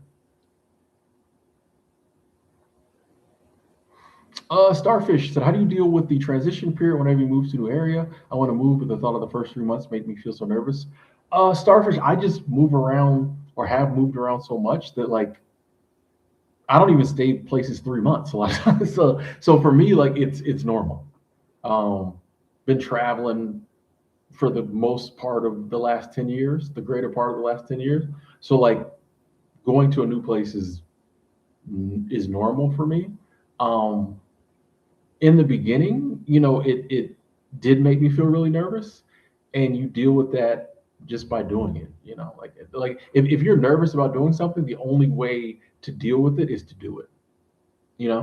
So yeah, anything that's kind of like foreign to you, um, moving to a new place, especially, you're going to be nervous about it. But the only way to get over it is to move and deal with it. Like And it's really not that bad. Like it's kind of exciting when you finally do it. You know, you're in a new place. Like we like our old familiar surroundings, but it's pretty cool to go somewhere new and get new surroundings that can one day become your old familiar surroundings. So that's part of it. Like especially when you move somewhere new, there's a lot you got to figure out. So you don't really have time. Like once again, like I was saying earlier, um, uh, once the journey starts, all that stuff that you were nervous about kind of goes out the window because you're doing it.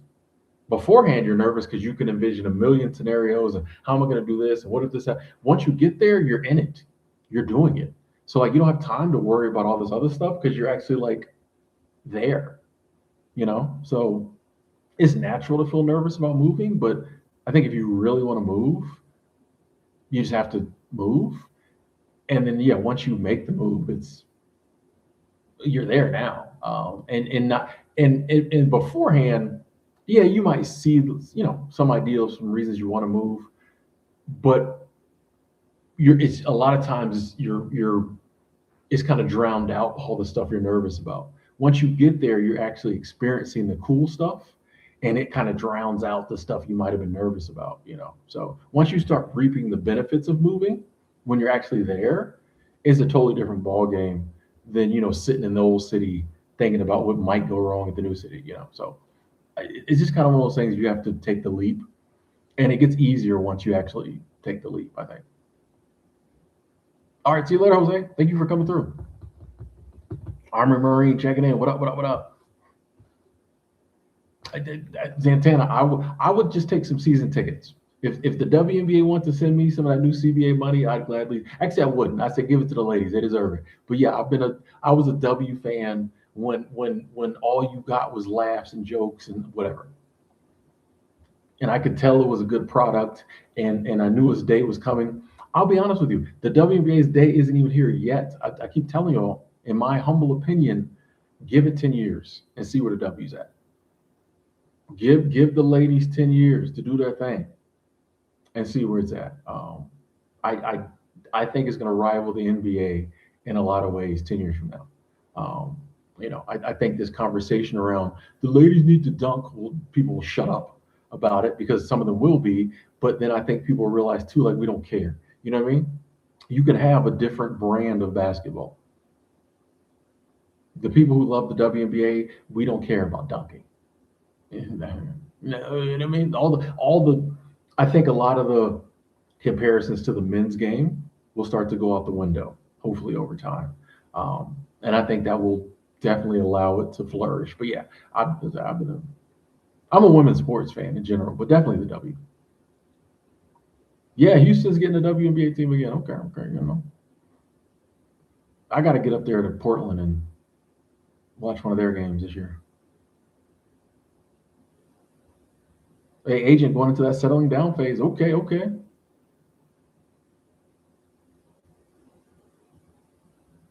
Urban, about to get that business going. Let's go. Let's go. Lemons in a lemonade. Let's go. Senator Man, I don't watch soccer, no. So I didn't watch the World Cup. No. Domina got that graveyard shift at the job. Okay, okay.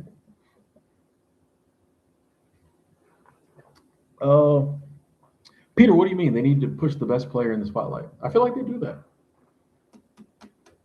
Is there a specific player that you think is the best that isn't being put in the spotlight? Yeah, I worked the overnight shift at Walmart before, which I could be honest, like it wasn't good for like my mental health. I feel like long term, but I don't know, I kind of liked it. I don't know. My supervisor was cool. Was cool. Um, it helped that like she was cute and liked me, but so it was that. I mean, just being honest, there was always something to look forward to going to work for. But also, stocking the shelves and running the register at 2 a.m. at the Walmart is kind of fun. Back when Walmart stayed open 24 hours, it was I don't know, kind of scary at times, but I don't know. There's always something going on, so I kind of enjoyed it. But yeah, it wasn't good for my mental health long term. Like, yeah. And I tended to, those were my party days, so I would, miss a day or two here or there if there was something going on a Wednesday night. You know, not gonna make it in. So not that I'm advocating calling in, but actually I was the type I just wouldn't show up. I'd be partying or something like. Different times, different days. But I don't. Yeah, it was a vibe. It was a vibe. Have I ever dated a coworker? I've had some situationships with coworkers. I don't think I've actually dated a coworker. Especially especially like some of the seasonal jobs I've had. You might have a little situationship with a coworker, but I don't think I've dated a coworker. Like we were officially dating. Um, no, I don't think so. I did. My ex girlfriend. I worked one day at her job because she worked at Target and she got me a job at Target. And then there was like a 18-year-old supervisor training me, and he pissed me off, and I never came back. Um, I was like in between jobs, and she got me a job up there with her. That was a night shift job too. And this, I forget how old I was. I was in my 30s at least at the time. And this little kid was like trying to explain to me how to use a pallet jack. I'm like, bro, I've been using a pallet jack. Like, bro, I was running a pallet jack and a forklift and all kind of machine. Like when you was, elementary school, bro. Like I was like, I ain't doing this. Um, so yeah, I was dating a coworker for like one day years ago, but other than that, no, I don't think so. A coworker with benefit. Yeah, I mean, I mean, it's more than that. It's more than that. I feel like a situationship is more than just the sex. It is with me. I'll say it is with me. Like to me, a situationship is like you do stuff together. Go out to eat, you hang out, watch movies together, sit around and talk.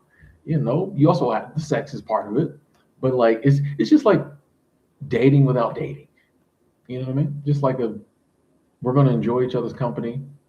Maybe do a lot of the stuff we would do if we're dating, but it's not like this is a long term solidified thing. Like it's just especially like in seasonal work because you're gonna be leaving in 3 and 4 months. So like people are a lot more open to just kind of like enjoying each other's company while you can, which is one of the reasons I like seasonal work. And you get friendships like that, where it's just like you meet somebody, y'all hang out a lot, and then 4 months you leave, and you might still be friends on Instagram or Facebook, and you might say what's up, once a year. But like it was what it was while it was, and I appreciate that because there's not all that pressure. It's just like if I want to kick it with this person, I kick it with them. When we're no longer in each other's vicinity, I mean, you just enjoy the I think a lot of times in life we put too much pressure on friendships and relationships. And it's like, oh, this is for life, and this is why we can't just hang out, enjoy each other's company, like. And if for some reason it does become more than that, well, then we can figure something out. But like, we don't have to go into it. This is forever. And I don't know. Maybe that's just me. Retired 2019. How you doing? How you doing?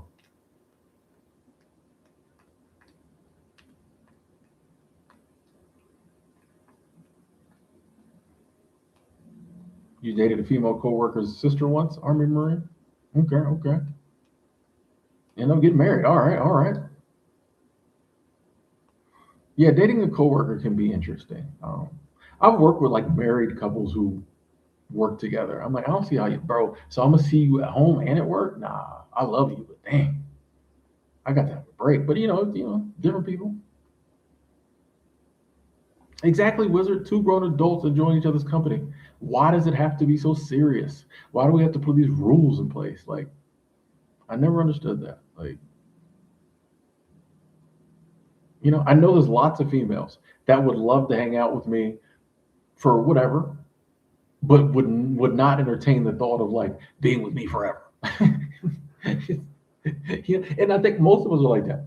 We all know people like, man, it'd be cool to hang out with them. That's yeah. But like, is that your person? No. Like, but it doesn't have to be. Like, I don't know. It's, yeah.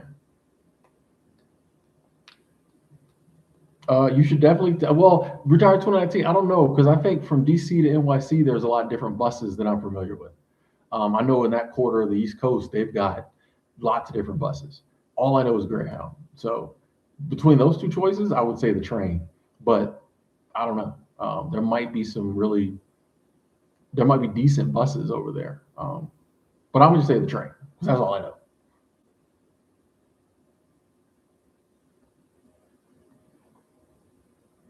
Yeah, Wizard. I definitely think yeah we're losing third places. But I think we have to adapt. I don't know the answer where to go to meet people, but I think we'll figure it out. And I think we'll come up with new third places. I mean, some people still go to the bars. People act like people ain't still going to the bars and meeting people. I don't know why we say this, but people are still going to bars. The bars are still packed, and the numbers are probably the same. The numbers have always been. People still going to church. And the numbers aren't the same they've always been, but people still go to church. Um, People demonize online dating, but I promise you, millions of people meet on there every day. So, but we'll adapt. We'll figure something else out. Humans is going to find ways to meet other humans. It may be a little different these days, but I think we'll figure it out. You know, James. Yeah, I stay in touch with my friends. And I have a lot of friends that I try to, at least once a year or so, reach out, say what's up. We message back and forth for a little. I've got some friends, we don't get to see each other much, but they do a good job of reaching out to me. And when we get a chance, we talk on the phone. Um, I don't like I enjoy my own company, so it's just natural for me to be by myself. So like, do I get lonely on occasion? Yes. Do I feel isolated on occasion? Yes, but it's rare because this is how I typically always am. But when I am in those moments, I just have to deal with them. I don't really have a magic. Like if I can call somebody or find something to do to take my mind off of it, yes. But some days you just have to be lonely. Especially a traveler like me. Some days you're sitting in an Airbnb in a city where you don't know anybody and you're feeling very isolated. But that's the life I chose. So like, you got to take the knocks that come with, the lifestyle you choose. So like in those moments, you just have to deal with it. Maybe take a Dramamine, go to bed early. But like, fortunately, it doesn't happen much. But when it does, sometimes you just have to. It's not the end of the world. Like I'm not going to die because I feel isolated. At least short term. So sometimes I just have to, and I try to identify. Okay, this happened. Why did this happen? How do we avoid this happening in the future? Um, you know, Part of the reason I've been in Montana as long as I have is I got friends here. Um, so hey Max, I appreciate that. Blessings to you too as well. Thank you. Zantan, I do not miss Greyhound. No, no, no, not at all. There's lots of other adventures in my life that I look back on fondly, and I intend to do more of. Greyhound, no. Will I ride the Greyhound if I have to? Yes, but other than that, no. Like it's just not fun. Like it's not fun. It really is not. Like it's trains, airplane, it's all fun. You know what I mean? Road trips, fun. Greyhound's not fun. Greyhound's not fun.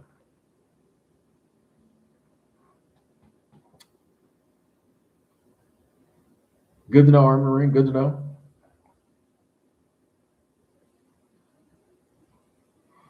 Daylight, like I wouldn't say I miss Colorado. I love Colorado. Like Denver's the city. You know what I mean? The Y is I love the Y. Um, but like I don't miss Colorado. I'm sure I'll be there again one day. I don't know if I ever ordered the Y again. Maybe I don't know. But like I don't miss it. I can think about how cool it is and how fun it'll be when I go back. And I got tons of friends in Colorado. So I don't miss it. I just have tons of fond memories, and I know when I go back again, it'll be awesome to go back again and be in the city, But one day I'm gonna live in Loveland. I've said it many times, but I don't like miss it. You know what I mean?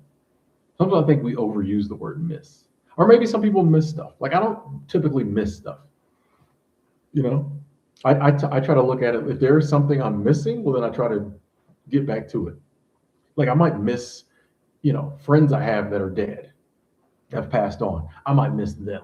But like if it's something that like one day I can, you know, get back to, yeah, so I don't really miss Colorado, but blessed to have some really, well, some really fond memories in Colorado. Rob, I get that. I get that, never fully existing. I get that. Yeah. Yeah.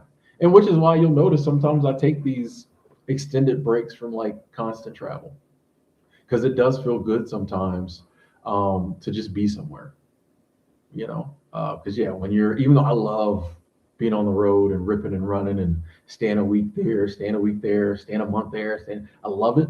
But yeah, sometimes it does feel good to kind of just be somewhere for a while and kind of, I don't know if I ever feel like I fully belong anywhere, but to be a part, be a part of a city for a while, Yes, YouTube guy, the YNS is part. Yeah, yeah, yeah.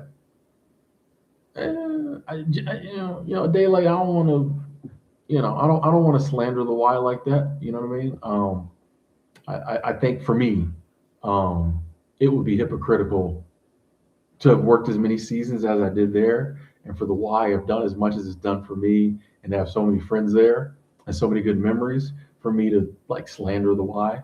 Not slander, but like, what I mean? I'm not gonna really, I probably won't work there again, but yeah, I don't really want to say nothing negative about it. You know what I mean? Oh, your niece works there. YouTube guy, nice, nice. Yeah, yeah, yeah. I've worked there many times, many seasons. Oh, Sheila, you met your kid's dad at work, both at the startup. No work issues. Got married but separated. Hey, as long as you still a cohesive family, it's all that matters. All that matters. Got some kids out of it. You know.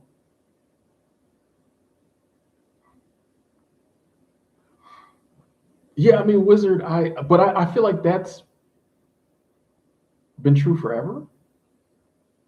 You know, if you're older and you didn't go to bars or go to church before there was even apps, what did you do? You know what I mean? I think sometimes we think we have it harder now, but I feel like some of this stuff was the same 30 years ago, 40 years ago.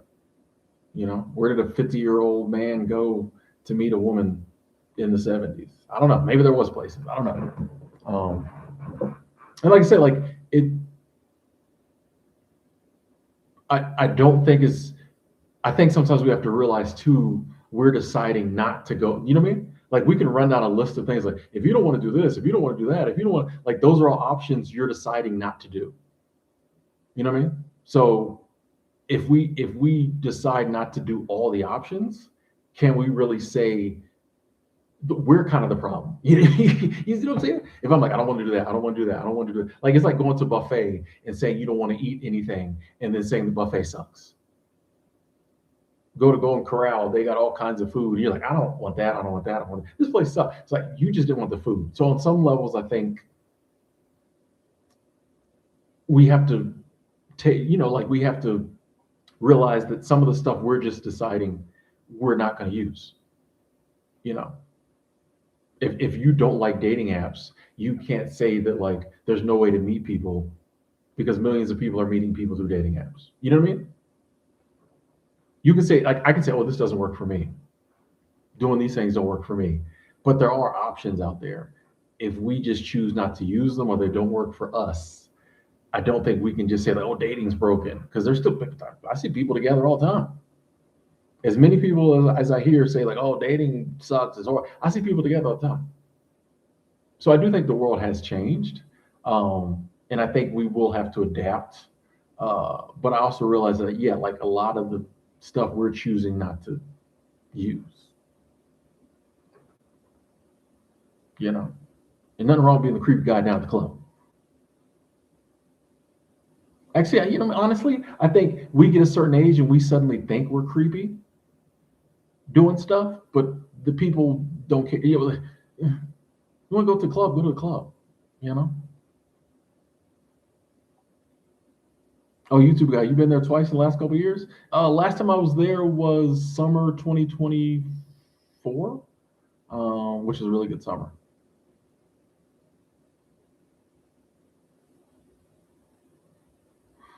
James, the way I keep the magic and joy after all these years is like, yeah, if I feel like I used to, and I still suffer from this from time to time. Your identity, and this is so many different things in life. Your identity can get wrapped up in something you do. So there was lots of times where I was like, I'm a nomad, so I have to be traveling. Especially since I have this YouTube channel and like people know me for that. And there were times where I felt like I had to travel because I'm a nomad. Now it's like I just do what I do. Like if I feel like taking some time off and traveling, I do that. If I don't feel like doing that, I don't do that.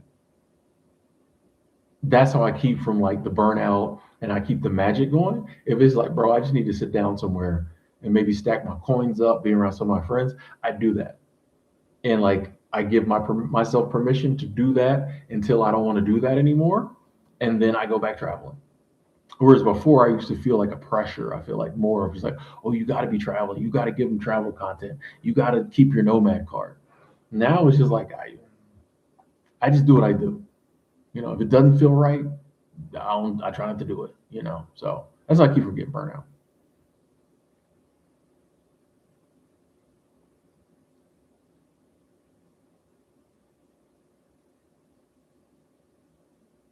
You used to think you had a chance with exotic dancers? Oh yeah, I mean, yeah, they, it's a science.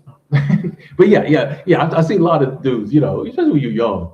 Yeah, you think people just doing their job and working it to get your money. You think they into you, but the funny thing is some of them are, but you just have to kind of learn, what's genuine and what's not. But I remember them days. I thought it was all feeling me, but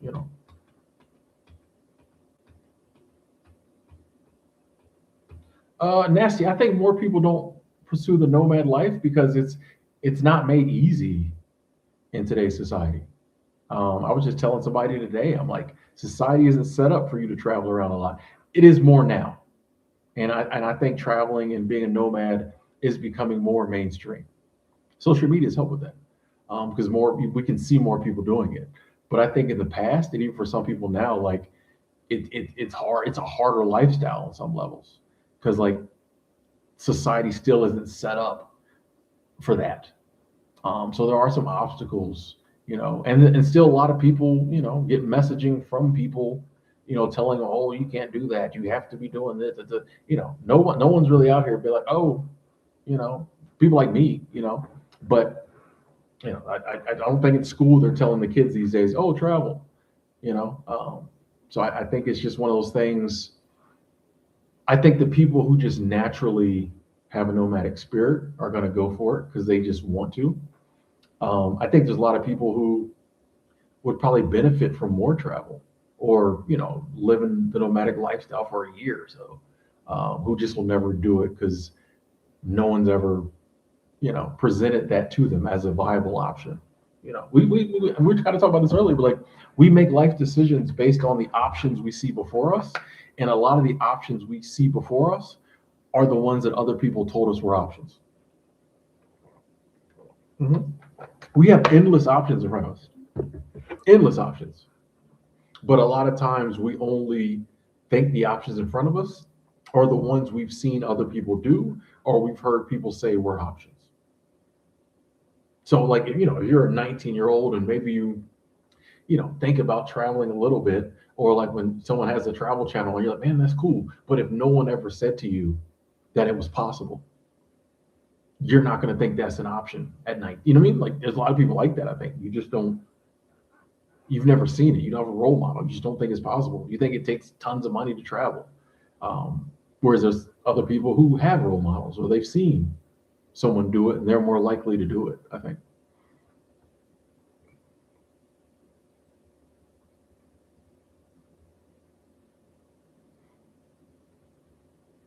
You feel ridiculous if you went to the club, Angela. But hey, that doesn't mean the dudes would be trying to holler. Right? See what I'm saying? See what I'm saying? And that's a mental thing. That's a mental thing. I probably would too, but that would mean I wouldn't get love. You know what I mean? So like, I don't know. Um, that yeah, but that don't mean that you wouldn't be a good night. if you went up in the clubs. Yeah, no. Just you know what I mean? I could go in the club and there could be a woman in there, her like her late 20s, been waiting for an ump to come in there. She's like, these young boys don't. She'd been waiting. She'd come out every Thursday, just waiting for a man with a little experience to come up in there. You know what I mean? Listen, I got to think about these things. You got to think about these things. You know, middle age is amazing. Anyway, enjoy your concerts. Yes. One no no. What up? Yeah, I used to do a little. Used to do a little clubbing. Do a little clubbing. You know, I mean, I was more of a bar person. But we get up, go to the club. I was more go to the club, just hang out. You know what I mean? Like bar was where I was trying to, meet somebody, hook up, whatever. Club was really just like we was going to turn up. But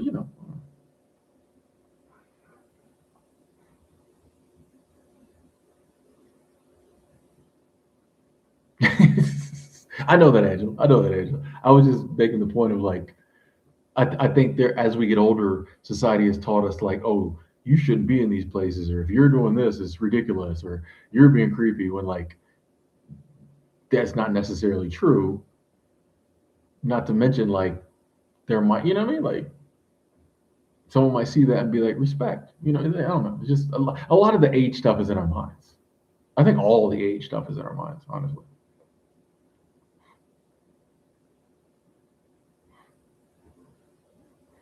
Wizard, a lot of people, yes, sadly, are being pushed to live in their cars, which I think is horrible. Um, I predicted that years ago, that we would see an increase of people voluntarily living in their cars and people sadly non-voluntarily, involuntarily. Um, I don't think it's being criminalized as widely as people say. I do know there are some places that yes are criminalizing it. I know from like United States standpoint, it's a huge country with lots of towns and cities, and I don't think most of them are making it criminal. I feel like that's one of those hot news stories. Um, and what I do understand also too, I've known cities where like there was rules against it, but as long as you wasn't bother nobody, they're not going to invoke them. You know what I mean? And I feel like some places are like, now the news is going to report it. Oh, 70-year-old woman has delivered her car and now she's facing, jail time because they're trying to stir things up. But I do know that there's some cities and places that I think pass those laws just so they have a fallback when the people who go and park in the Walmart and open the door and kick all their trash out and they've got 18 pit bulls tied to their back bumper and you know what I mean, like those people. I think some places pass those laws for that so they can be like, hey, you can't park here, you can't live in your car here. Now, do I think there are some places that just like we don't care, we don't want it? Yes. And I think it's very sad. Like if you're forced to live in your car and you have a job and you're part of the community, and that community says you can't do that here. But I also understand from cities and towns points of view, there has to be some type of regulation. So you just don't have, yeah, the people who are doing it, just bringing down property. Like, what I mean? There's a, like, it's not one of those cut and dry things of like, there can't be any laws against it. You know what I mean? Like, I can kind of see both sides from being places where it kind of got out of hand. I've been sitting in the dentist's office and the lady doing my teeth, we're looking out the window and there's, 50 cars, 25, not exaggerating, 25 cars. And people just doing all manner of, some of them just doing all manner of whatever on this street. And it's just like, I understand it, but also like, yeah, you know what I mean? So like, it's one of those, as with anything with like homelessness, um, it's hard. And I think we haven't figured it out. Um, but I can see, the need for some type of regulation, but also I understand like, bro, it's not fair. Like people can't afford to live in a house in this city and they have a car. It's not fair for you to tell them they can't. Like, if they're just regular, upstanding, law-abiding citizens, they're not bothering nobody, they're keeping everything clean. You don't even really know they're in the car. I don't think it's fair for you to say they can't live in the city they lived in their old. You know what I mean? It's not their fault they got priced out of an apartment. So it's a I don't know. It's an interesting issue that I hope we figure out. But I personally don't think as many people are being like slapped in jail for living in their car as maybe the news likes to make it seem like.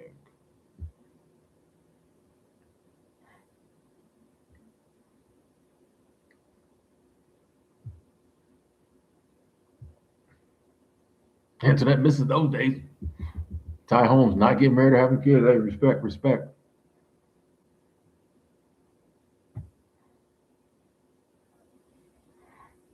Yeah, if you got a full time job and you just can't afford the rent, and like, but I feel like a person like that, yeah, is going to be one of those people who like they're not bothering nobody. They're keeping their car clean. They're keeping the surrounding areas clean. They're in and out. You know, it's crazy. For that person to get in trouble with the law for it. But for every one of those people, there's the opposite. You know, of people who are causing a scene, who are scoping out houses they're parked in. You know what I mean? So it's like, yeah, it's hard. Like, I can understand it being hard for like city legislators to really know what to do. And I think it's kind of a safe bet to be like, okay, we'll have some type of regulation when we need to enforce it on certain people, but also other, if they ain't bothering nobody. Yeah. But on the books, it's illegal. But, you know,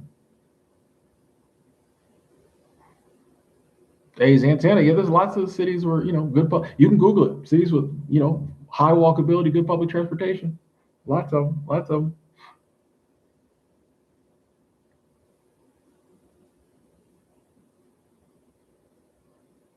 Hey, Gregory, appreciate you chiming in. I'm a veteran van lifer in Canada. Many major cities have bylaws against vehicle dwelling. If you stay respectful, like Tim says, don't treat the city like a campground and be mindful of others, you're okay. Yeah, yeah. Nobody even notice if you do it right. And that's part of it too. I think if doing it right, doing it low key, a lot of times it won't even get to that stage of anybody even noticing or anybody even calling the cops or. And two is also like, and I don't really know all the bylaws, but like, I feel like a lot of times, yeah, hey, you got to move on. You can't be parked here, blah, blah, blah. How do they prove you're living in if it's like, if it's illegal to live in your car, we can lock you up. How do they prove it? Like, I'm saying, I don't know. I don't know exactly what all the laws are, but I think a lot of it is more if there are some laws, the cops just come and tell you to move on, as opposed to like they're gonna arrest you. Because then, like, how do they prove it? Like, I'm just on vacation and I pulled over to take a nap. Like, are we to be like I'm from 2 cities over. I just pulled over to take a nap and I'm heading out of town. You know what I mean? Like, I don't know. Like, how do they? I'm moving. You know, all my stuff's in my car because I'm moving. I just pulled over to take a nap because it's late. Prove it in a court. Prove it that I'm living in my. I don't know. I don't know.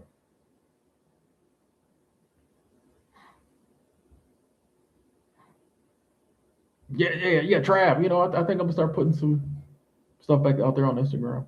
So appreciate you checking me out. Nasty. I respect that. Not getting married or having kids. Only thing I would say, um, I think we're very comfortable these days with saying what people want from us, especially when it comes to like the opposite sex or different genders. I would just caution generalizing. Um, I know lots of women who are like, I don't care. I know lots of independent women who make good money. I do. I, my friend, I'm telling you, like almost all my female friends make good money. They are getting it, and most of them have said, I don't care if a man makes more money than me. I don't. A man doesn't have to make crazy amount of money. I just want a good man. So, but then again, I hear, and maybe it has been your experience. I'm not going to say you're wrong because I don't know your experience. But I do know, like, lots of guys, oh, if a woman don't want a man if he don't make X amount of money. I just know that's not true for all women, you know? And I know it's not true for like the type of women I'm interested in, and like the type of women that like I think the average guy is interested in. I just that just has not been my experience with women, is that the majority of them care about how much money a man makes. Men say that a lot. That's been my experience, that men think that. And I think, maybe social media has played a part in that, because you see that lifestyle on social media, and you're gonna see the baddies, show up more in social media and talk about a man needs to make this, a man needs to make that, da, da, da, da, da. And like, you're not gonna just see the average woman who's just like, I just want a nice man, pop up as much or get as much attention, because that's not an attention getting video. You know what I mean? So I do think there is this generalization now that all women want a man who makes X amount of money. I think there are women who are like that, but I think it's just those women. That small subset of women are like that. I just don't run into that a lot. Not to mention, people still out here getting married and having kids. These dudes ain't rich. You know what I mean? People get married every day. These dudes ain't all rich. You know what I mean? Like, how did the 100,000 men who got married today, they're not all rich? That's what no one seems to talk about. These guys are, oh, women only want to make money. I'm like, bro, look around you. Next time you go to Walmart, you see all these couples, these dudes ain't rich. How did they get married? How did they get women? So that's just one of my soapboxes. So sorry if I felt like I was coming at you. If that's been your experience, I totally understand. But in general, I think that, just like men just want a good woman, women just want a good man. Or men just want a good man, women just want a good woman. Whatever you date, however you date, people just want a good partner.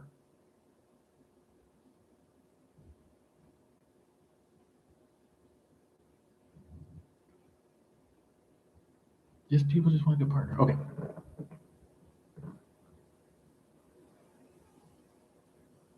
What up, Greg?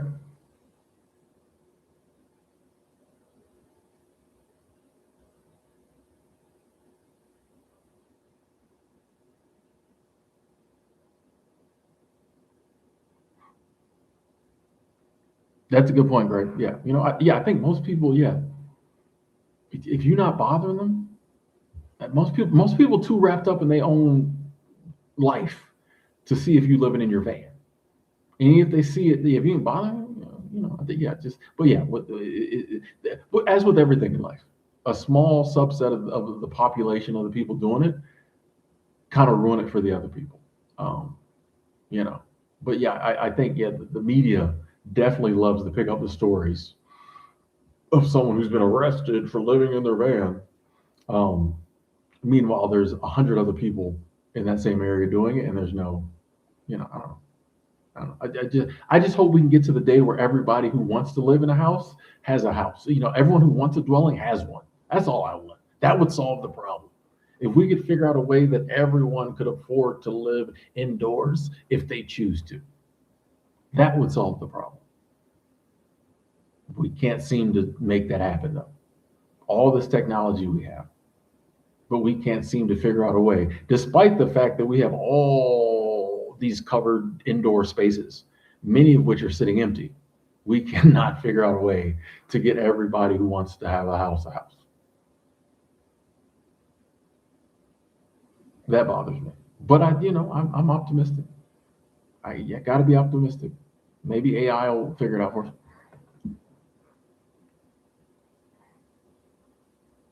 When I landed in a new place, I got to find the Chinese food spot. I got to find a park, a lake, a river. I'm trying to do some hiking. That those are the things I like when I go to new places. Yeah, yeah.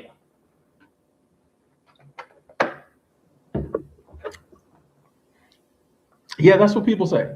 It is crazy that we live in a society where if you say you want everyone to have one of what should be one of their basic needs, one of their basic rights. If you say everyone deserves a house, people will say that's socialism. That's wrong. So you're comfortable with extreme poverty and people living on the street because that's capitalism. So the title we use to describe our system supersedes people's basic rights. And some people they would not even see the issue there. They're like, hey, that's capitalism, that's the free market. Meanwhile, we don't live in a free market. Like the market ain't free. It's not a free market. There's all kinds of things influencing it. But we bring that up whenever we don't want to do something. That's capitalism. We got to let it run its course. Meanwhile, it's typically the people saying that are the ones doing well. You know, sometimes you get people who aren't doing well drink the Kool Aid too. But it's just like, bro, you can't. And I'm not saying you aren't remedic because I'm assuming you're being facetious. But it's just like people use these words and think that like because you invoked capitalism, I'm going to think it's okay that people are asleep on the street. Well, if it's capitalism, I didn't. No one ever asked me. You know what I mean? Like, and we use this socialism word. Some things are just people. People need basic rights. That's not socialism. Everyone should have food to eat and a place to stay. That's just that's in the Bible. That's in the holy books. That's just right. You know, maybe one day we'll get it figured out.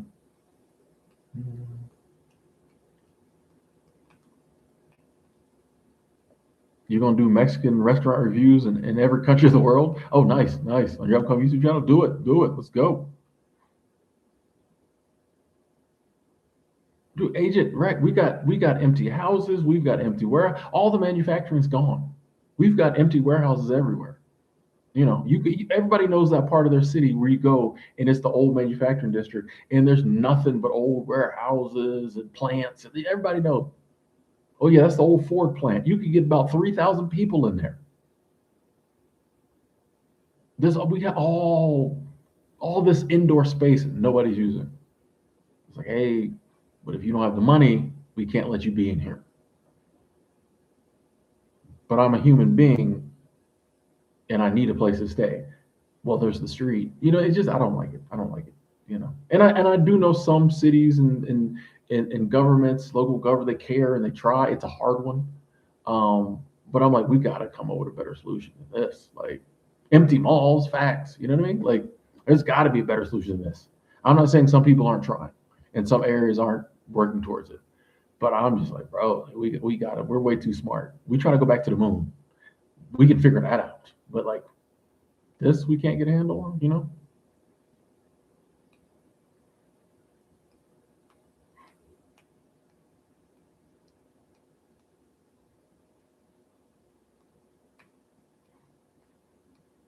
Yeah, just so shout out to the places that are, you know, doing something for people struggling and working to give people a hand up, as well as the individuals, you know, who are helping people out. And maybe that's what it's going to come down to. We just have to individually help each other out when we're able to.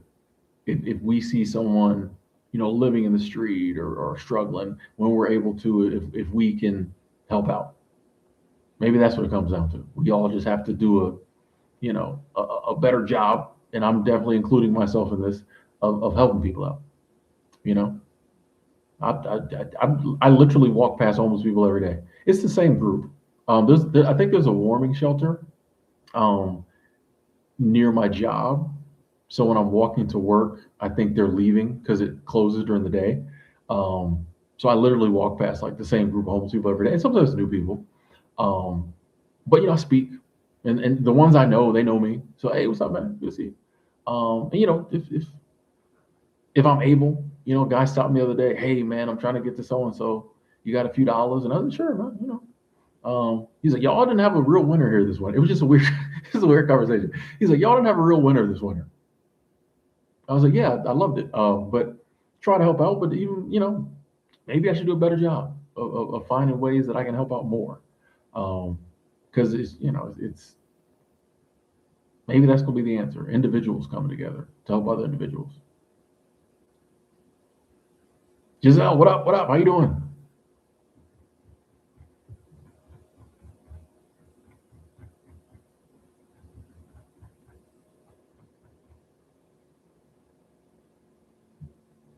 Yeah, the tiny house villages agent I think is a good idea.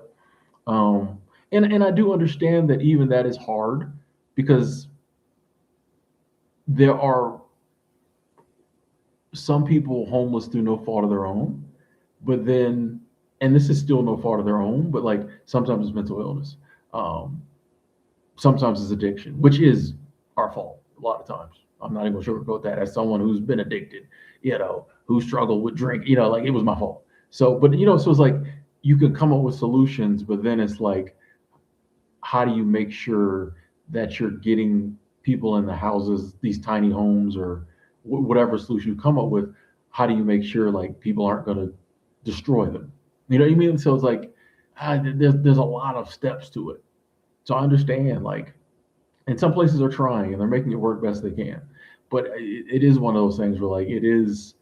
There's a lot of layers and a lot of steps to it, and it takes a lot of work all along the way to try to make it work. And the problem just keeps getting compounded by the economy, So it's like I don't know, but I got to be optimistic.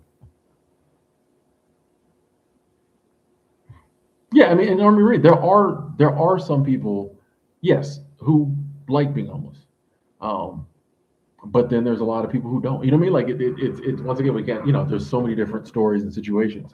But yeah, there are some people that that's their vibe. That's what they do. Cool. But then some other people who sadly were born with mental illness and like it's hard for them out here, and they end up on the street.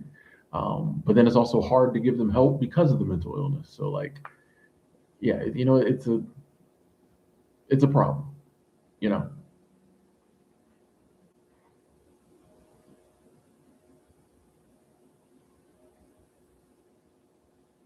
But I'm optimistic.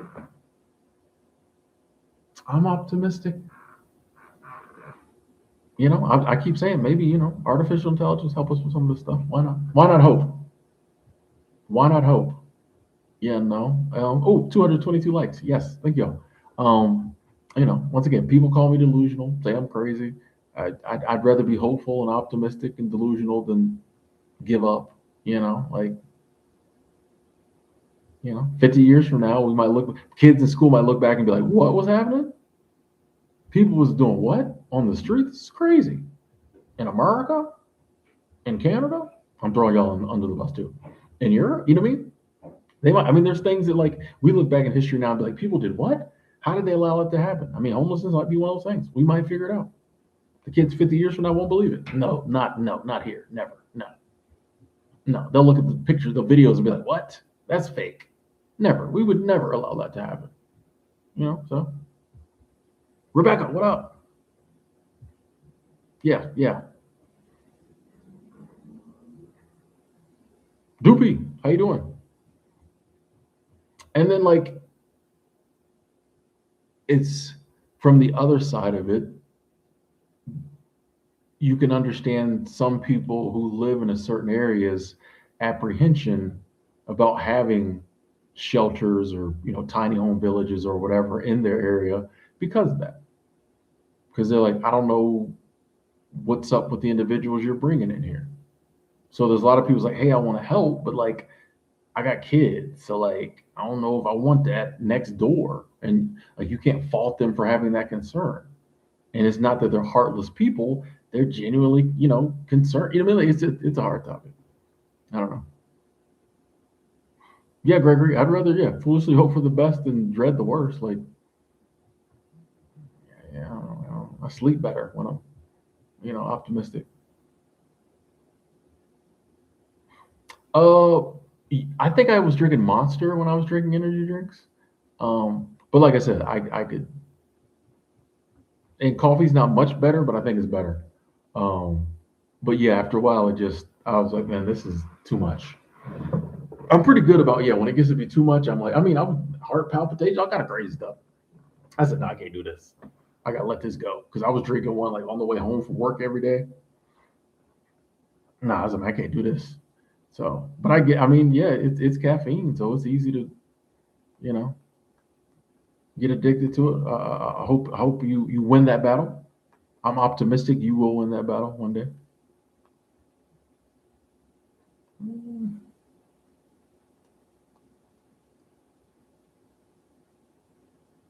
Oh, dang, Chris intentionally made yourself homeless September 23rd, 2023. Don't regret it at all. The trajectory of your life changing be a great experience when planned. Yeah, you know, especially if you're going into a vehicle or something like that and you planned it. Yeah. Um, I just feel for the people who is not planned, and it's, these prices out here, I don't, which once again, I believe that housing will come down, um, and some other prices will. Uh, they always do, but uh,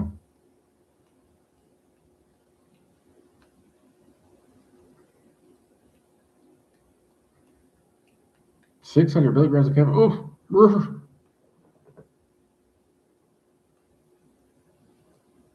Oh wow, Gregory, that's crazy. They opened the homeless shelter and crime went down. Interesting. Interesting. That's a good story. We're all gonna be okay. We're gonna get through this day as one. Hey, let's do it. Yeah, I mean it's gonna be okay. It's gonna work out. We always figure out something. We're still here. Humanity been going through it for, since there's been humans. We've been going through it. We've been having situations. We've been having challenges. We're still here, you know, and the next generation will be here, and the next generation, 1,000 years from now, they'll be same scenario, sitting around talking about their problems. But like, you know what I mean? Like we make it through. It's what we do. We're like one of the most adaptive creatures on the planet, but yet we think we're the least adaptive. We're always worried we're done. Everything else just does what it does and doesn't worry about it. Humans, who are the most adaptive creatures on the planet almost, are always worried we're done.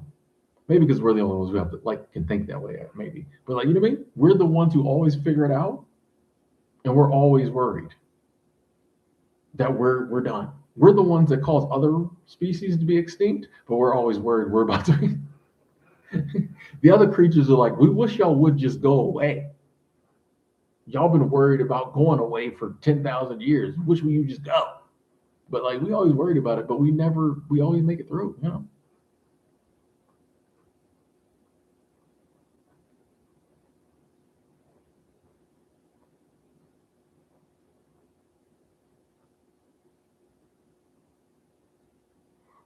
Oh, nasty. I wouldn't say I ever had a phone addiction. Not really. I'd like, cause like I'm honestly, I really only get on like YouTube on my phone. I will say sometimes first thing you wake up, you pick up your phone. Like, so I wouldn't say I had suffered with phone addiction. I would say that sometimes I'm probably on my phone more than I probably should be. But yeah, really the only thing on my phone is like YouTube. I got Instagram on my laptop. Um, just because I don't want it on my phone. I don't want to be checking it. I don't have Facebook. So that's kind of one of the things I always did was I took social media off my phone, except for YouTube. I don't have Twitter on my phone. I took all of that off my phone. Um, so yeah, there's really nothing to get on there and do. And I noticed the difference between me and other people's phone usage. Like most other people are like always on their phone. And I'm like if I'm out and about, I'm like never on my phone. Unless I'm listening to music and I'm changing the song. But like I'll be out and about, like everybody is on their phone. And mine's just like in my pocket. But I'm like, I don't really, you know, unless there's a video I want to watch, like I don't be on it. Or unless I'm like filming the video.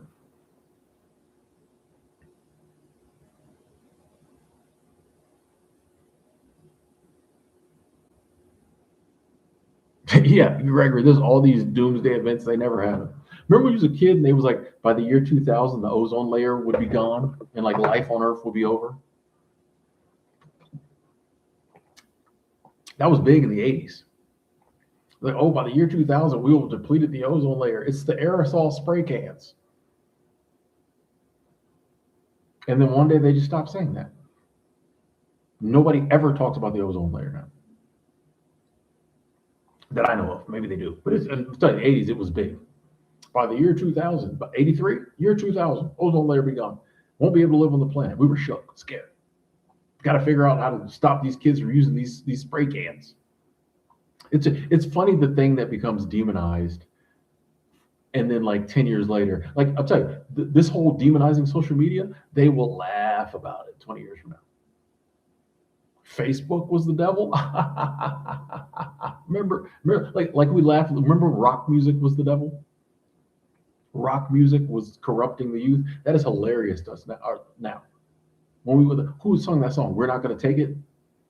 What group was that? We're not going to take it. And that was like they had to go to court over that because they were corrupting the youth. Went to court. D. Snyder. Who's that? Rock music corrupted. It's hilarious to us now. Hilarious to us now. Like y'all are so naive in the end. It'll be the same with our stuff. All this stuff, like, 20 years, they're gonna laugh. 40 years from now, they're gonna laugh at us. Facebook, Tinder was what was Tinder was killing dating. Those people, I'm telling you, there's always something. Video games are corrupting the kid. 90s, video games are corrupting the kids. Now it's hilarious. Hilarious. Super Mario Brothers? Doom? What are that's what's so scary. Oh, I can't wait. I can't wait. I'm going to be 80, 90 years old, so I'm going to be around to see this. Oh, I can't wait. All this stuff that we're talking about. Oh, it's corrupting. It's ruining the humans. They will laugh. We'll act like we don't even remember. We never said that. That didn't happen. Twisted Sister. Yeah. Twisted Sister. Yes. Twisted Sister. Yeah. They had to go to court over that song. You watch that song now, it looks like a parody. You're like, that video, watch the video. You're like, this can't be real. And then when someone's like, yeah, they didn't want to play that song on the radio and they were trying to ban it from like MTV and like they had to go to court over that. They almost got locked up. You know what I mean? Like, what? Look it up. It's true. So it's always something is the big bad thing. That's I don't know. It's fine. It's funny. Yeah. And age, that's the thing. One day you're looking at it and being like, oh, it's whatever it is that the old people don't relate to. And then the next day you're the old people not relating. People do it now. I think it's hilarious now. It's hilarious now when I talk to people my age and they say, boy, the music now is just trash. They don't make music like they used to. And I'm like, that's exactly what your parents said, and you thought they were crazy. That's exactly what when your parents like, I don't understand this music. What you listen to is horrible. You got to get down with this Marvin Gaye. And you laughed at them. He's like, Pops, you so old. Like, yeah. Now people are saying the same thing. Not me. I'm tapped in. I still listen to what the kids listen to. I'm tapped in. I like to know. I like to know what's hot, what's fresh. I sound so old. I like to know what's happening. But no, I seriously do like to. I like to hear what's new. Just I like music, so I like fresh new stuff. But like I hear people like, man, the kids, the music now is horrible. It's just not good like it was. Then they don't make it like they used to. I'm like, every generation says that. It's crazy. Why can't we just acknowledge that like music is music and it changes over time, but there's always going to be good music. There's always going to be bad music. And just because it was made 20 years ago doesn't make it better. Just because you like that more and it was the music that was popular when you was 18 through 27 doesn't make it better. Just because you lost your virginity to it doesn't make it better. There's good music now. There's some bad music now too, but I don't know. It's just whatever. It's hard for me because it'd be people like, I respect and we're having a good conversation and they'll say something like that, and then I'm like, Tim, don't go there. You know what I mean? Like I have to. Don't ruin the mood. Just let them think that music was better 20 years ago. I don't know. See, even the chat got quiet. Nobody. Uh, Nasty. I don't play video games. I watch a lot of people play video games. Yeah, I watch a lot of gameplay videos. Yeah, yeah. Jazz used to be jazz. Jazz used to be the devil's music. Jazz. Now it's old people's music. Jazz. Elvis couldn't play him on primetime TV. He was moving them hips. All I'm telling you, the day will come when, like, I don't. I could see a future where I think either way we're going to laugh at how scared we are of AI because I think it'll just be everywhere. And I can see a future where, like, we're just, it's just like the internet is. I can also see a future where it's kind of sketchy. I don't know what AI, but I definitely think as scared as a lot of people are of it now, they will not admit they were that scared 5 years from now. We'll understand that, like, yeah, AI took a lot of jobs or AI did this as the world's transitioning. But yeah, people will not admit. A lot of people now were like, I hate it. They probably won't admit that 5 years from now. They'll be like, no, I was on board.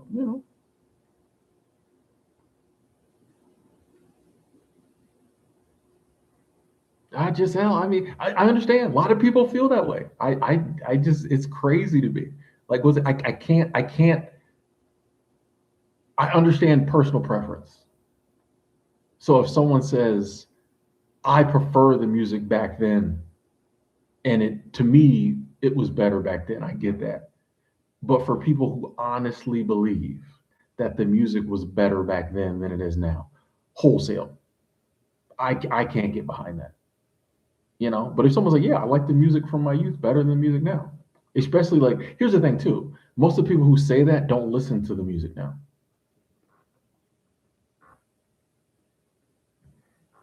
That's my thing too. I'm like, well, someone's like, man, the music now just can't compare. I'm like, how much of it do you listen to? Because if you're listening to a lot of it, well, then obviously you're finding something you like. And if you're not listening to a lot of it, like, how do you know it doesn't compare? Because you don't listen to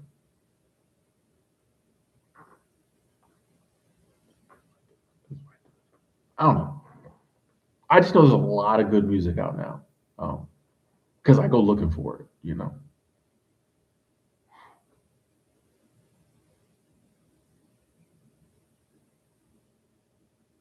James, I don't know how someone who's usually socially insecure can push out of their comfort zone and start talking to lots of people, other than if they just decide to do it. Like, you can make yourself talk to a lot of people if you want to. It will be very, very, very uncomfortable, but you can make yourself do it.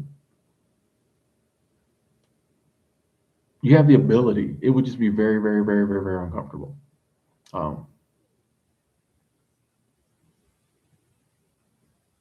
couldn't show the ankles in the 50s. You couldn't even show married couples in the same bed together on TV in the 50s. They had to have two beds.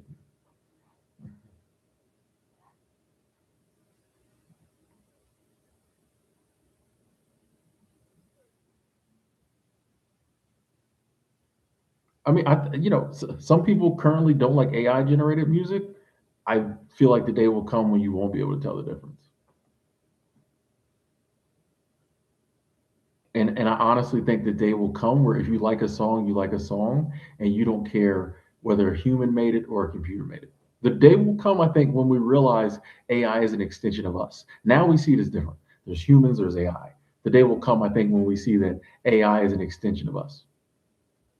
And if we like something, we like it.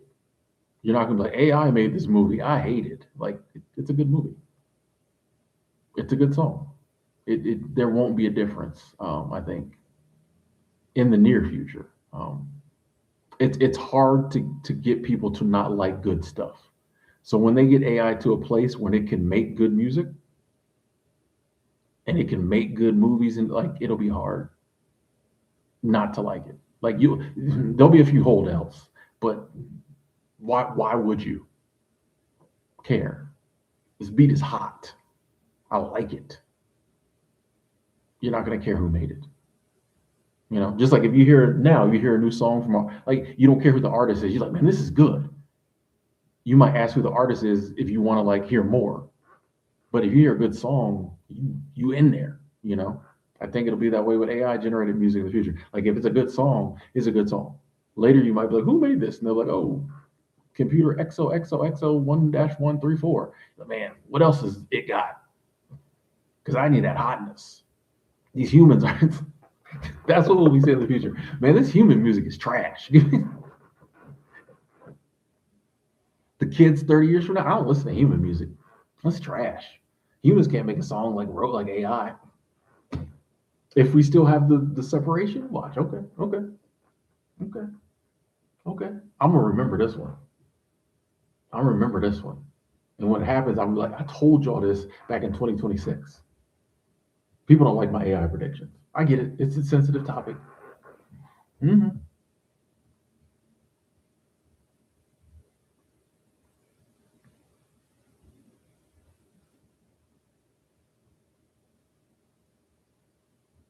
I'm happy for AI movies. I'm not gonna hold you. You know how many people have ideas for movies or TV shows, but like don't have the money, or couldn't get their script or whatever through the gatekeepers that have now?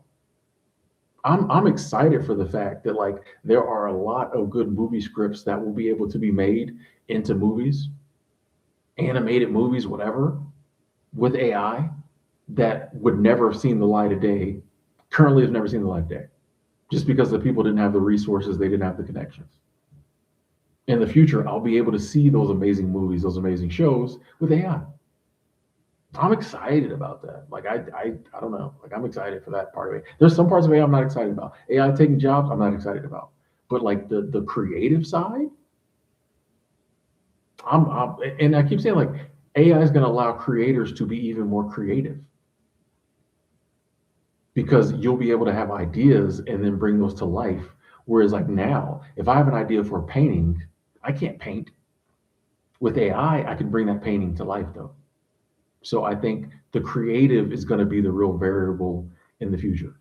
If you're a very creative person, I think you can do very well. Whereas now you have to be creative and like do the work.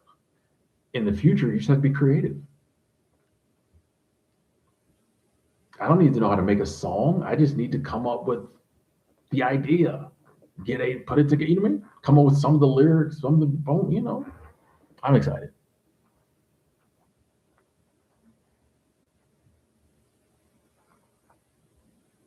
F Doctor, I mean, I respect that opinion. I don't agree with it.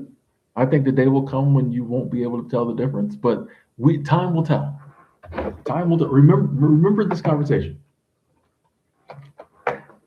Give it 2 years. 2028, we will revisit the will music connoisseurs be able to tell the difference conversation.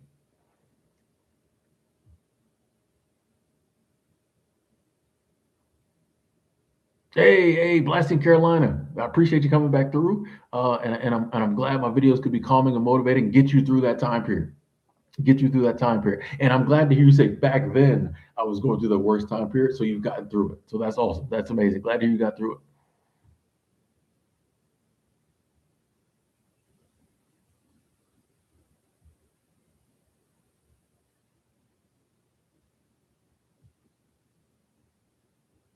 Let's go, Zach. Zach, I do still recommend the YMCA of the Rockies. Yes, I do. I do. Especially for like a good first job. I think it is a good way to ease into seasonal work. I do. Beautiful location. There's some really amazing people up there. Some of my lifelong friends, people I love dearly, I met up there. So I definitely still recommend it. Yes, yes. Black hole. I'm good. I'm good. I'm good. I had a really good day today. Like really good day. So yeah.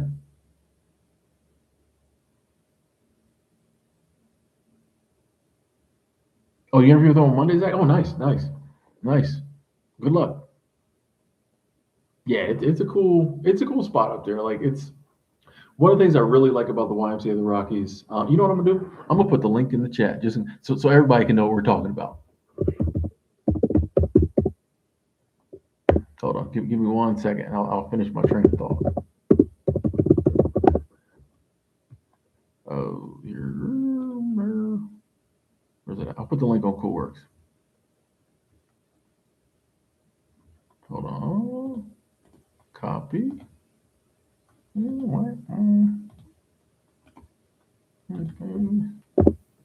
Cool. That's what we're talking about. Let's see what pictures they got. They got some good pictures on here. That one's weird. They got a lot, which I kind of like that. The people pictures. Yeah, they got a lot of pictures on here. I've been telling them for years to put a lot of pictures. I find anyway.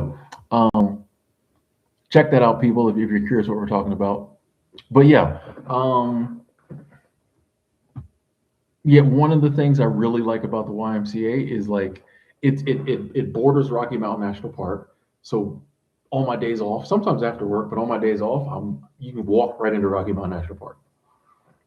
It's crazy. Like you just walk right in. No fee. You just walk in. So you get to spend, if that's your thing, you can spend, so much time in the national park. But also it's kind of its own little place, you know what I mean? So like you can go there and, there's not TVs, and I mean there's TVs in like the lobbies, but like there's not TVs in the room. You can kind of go in there and get away from it all. When I'm up there, it just feels like almost, I won't say like his own little city, but you know what I mean? Like it's his own little place. You know what I mean? Like the only people up there is the people who work there and like the people who come to stay there. Like it's his own little, they got meals and all your housing. So like, yeah, you might go into Estes Park occasionally, but like, I don't know, some people be there all, you know what I mean? It's just a nice little getaway from the real world. And the people who appreciate that will appreciate that. It's like sometimes you need a place to just get away. When your entire existence is this, not your entire existence, but you mean like most of the time you're in this beautiful place surrounded by mountains, deer, and elk, and just like hanging out with decent people. It's different from the real world. I appreciate that about the life. What I consider a chip? No, I think I'm good. Hey, Army Marine, yeah, yeah. Check out the Y, man. Jay Zo. Oh, so how do you get comfortable speaking on camera? I just started speaking on camera. I've grown more comfortable, but I don't think I was ever uncomfortable. Does that make sense? Like if you go back and look at my old videos, yeah, I've gotten better at it. But I don't think I was ever uncomfortable. I just, first it was just just turn the camera on and start talking. So I think, yeah, for me, it's just I never was uncomfortable at it. I just got better at it.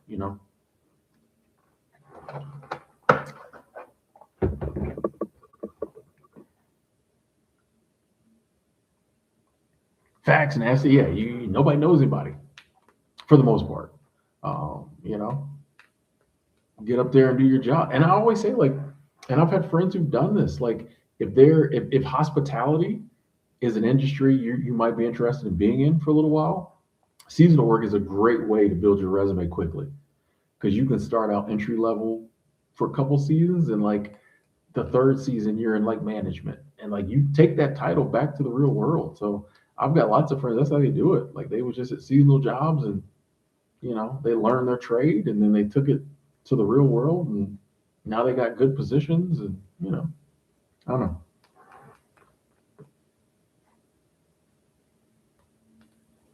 uh GT, yeah, I think I had changed my original channel to that for a while.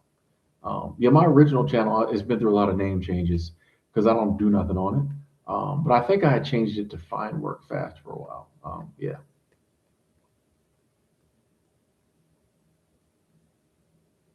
Yeah, agent, get out the city, rent your little cabin. Davis, I don't know if you're gonna get another Greyhound video. Amtrak, maybe. I'm sure I'll ride Amtrak again. Next time I'm out traveling, I'm sure I'll be on Amtrak. But Greyhound, I'm good. It's crazy to me that people still, after all these years, say that. So I appreciate you saying that. That people still like, man, we need a Greyhound video. I'm like, man, it's been like, I don't, how many years? My last Greyhound video. But yeah, I don't enjoy riding Greyhound. So if I ever did another Greyhound video, it would just be like one time special occasion just for y'all. Uh, and it would probably be a short one. And it would not be on the East Coast. It would be like Seattle to, Bozeman or something crazy. It'd be on the West Coast.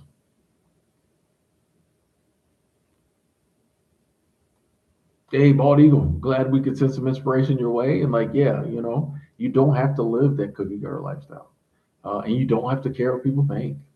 Here's the thing, too: you could still care what people think and still decide to live your own life. Yeah, it kind of bothers me that like people don't like what I'm doing, but I'm gonna do it anyway. That's an option too.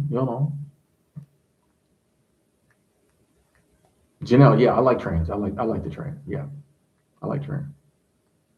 I like Amtrak. My craziest Greyhound moment? I'm a little rusty these days. I'm sure I've talked about it in a video before. Um, Craziest? Yeah, I mean, I'm forgetting a lot of my Greyhound stories these days, so I'd probably have to go back and look at my own videos. It was less craziest moments and more like just a lot of uncomfortable moments.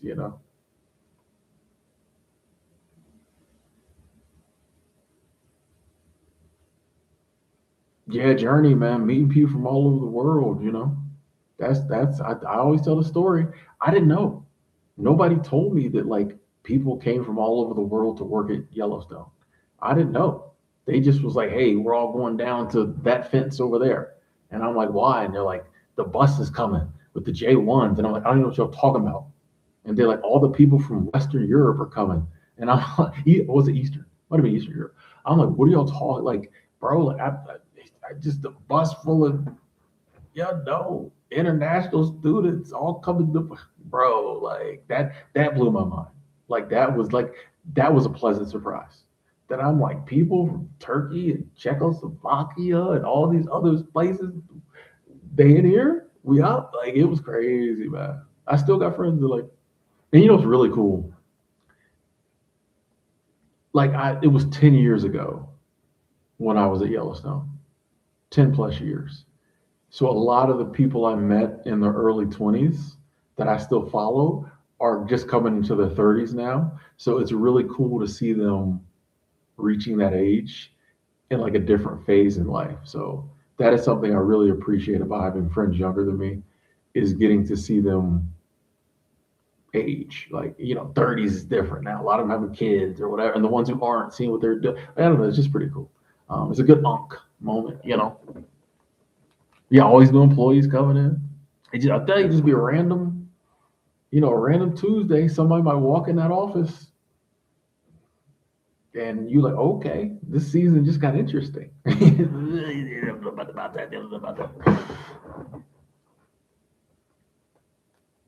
Hey, awesome, awesome, awesome. 21 days sober, Nancy. That's awesome. That's awesome. Yeah, a lot of Jamaicans come through. The Jamaicans a lot of times are H2Bs. They come through. They stay a little longer, I feel like. Hey, you're welcome, Journey. You're welcome, Journey. It's a cool lifestyle. It's a cool lifestyle. It was. I'm glad I could pass it on like someone passed it on to me. Like, yeah, man, it was a vibe. You know what I mean? Seasonal work is a vibe, and like I don't know what I would have been doing those years in my life if I hadn't discovered seasonal work, but I'm pretty sure it would not have been as fun. I'm pretty sure I would not have the memories, and I would not have the friends, and you know, I probably wouldn't even have this channel like this if I hadn't done seasonal work. So I'm very grateful to it. Anyway, ladies and gentlemen, we've been going for about 3 hours and 9 minutes. I think I'm gonna jump off. My eyes starting to get a little squinty. And yeah, I just realized it's like 8 o'clock. So I'm gonna jump off, grab me some dinner, enjoy my evening. Thank y'all so much for tuning in. I appreciate it. Big shout out to the Super Chat squad coming through with the love and the support and the abundance. All the Lurk squad. Shout out to Angela, world's best moderator. Appreciate all the comments, all the questions, all the love. So thank y'all for tuning in. I love each and every one of y'all. Have an amazing evening. I'll talk to y'all soon.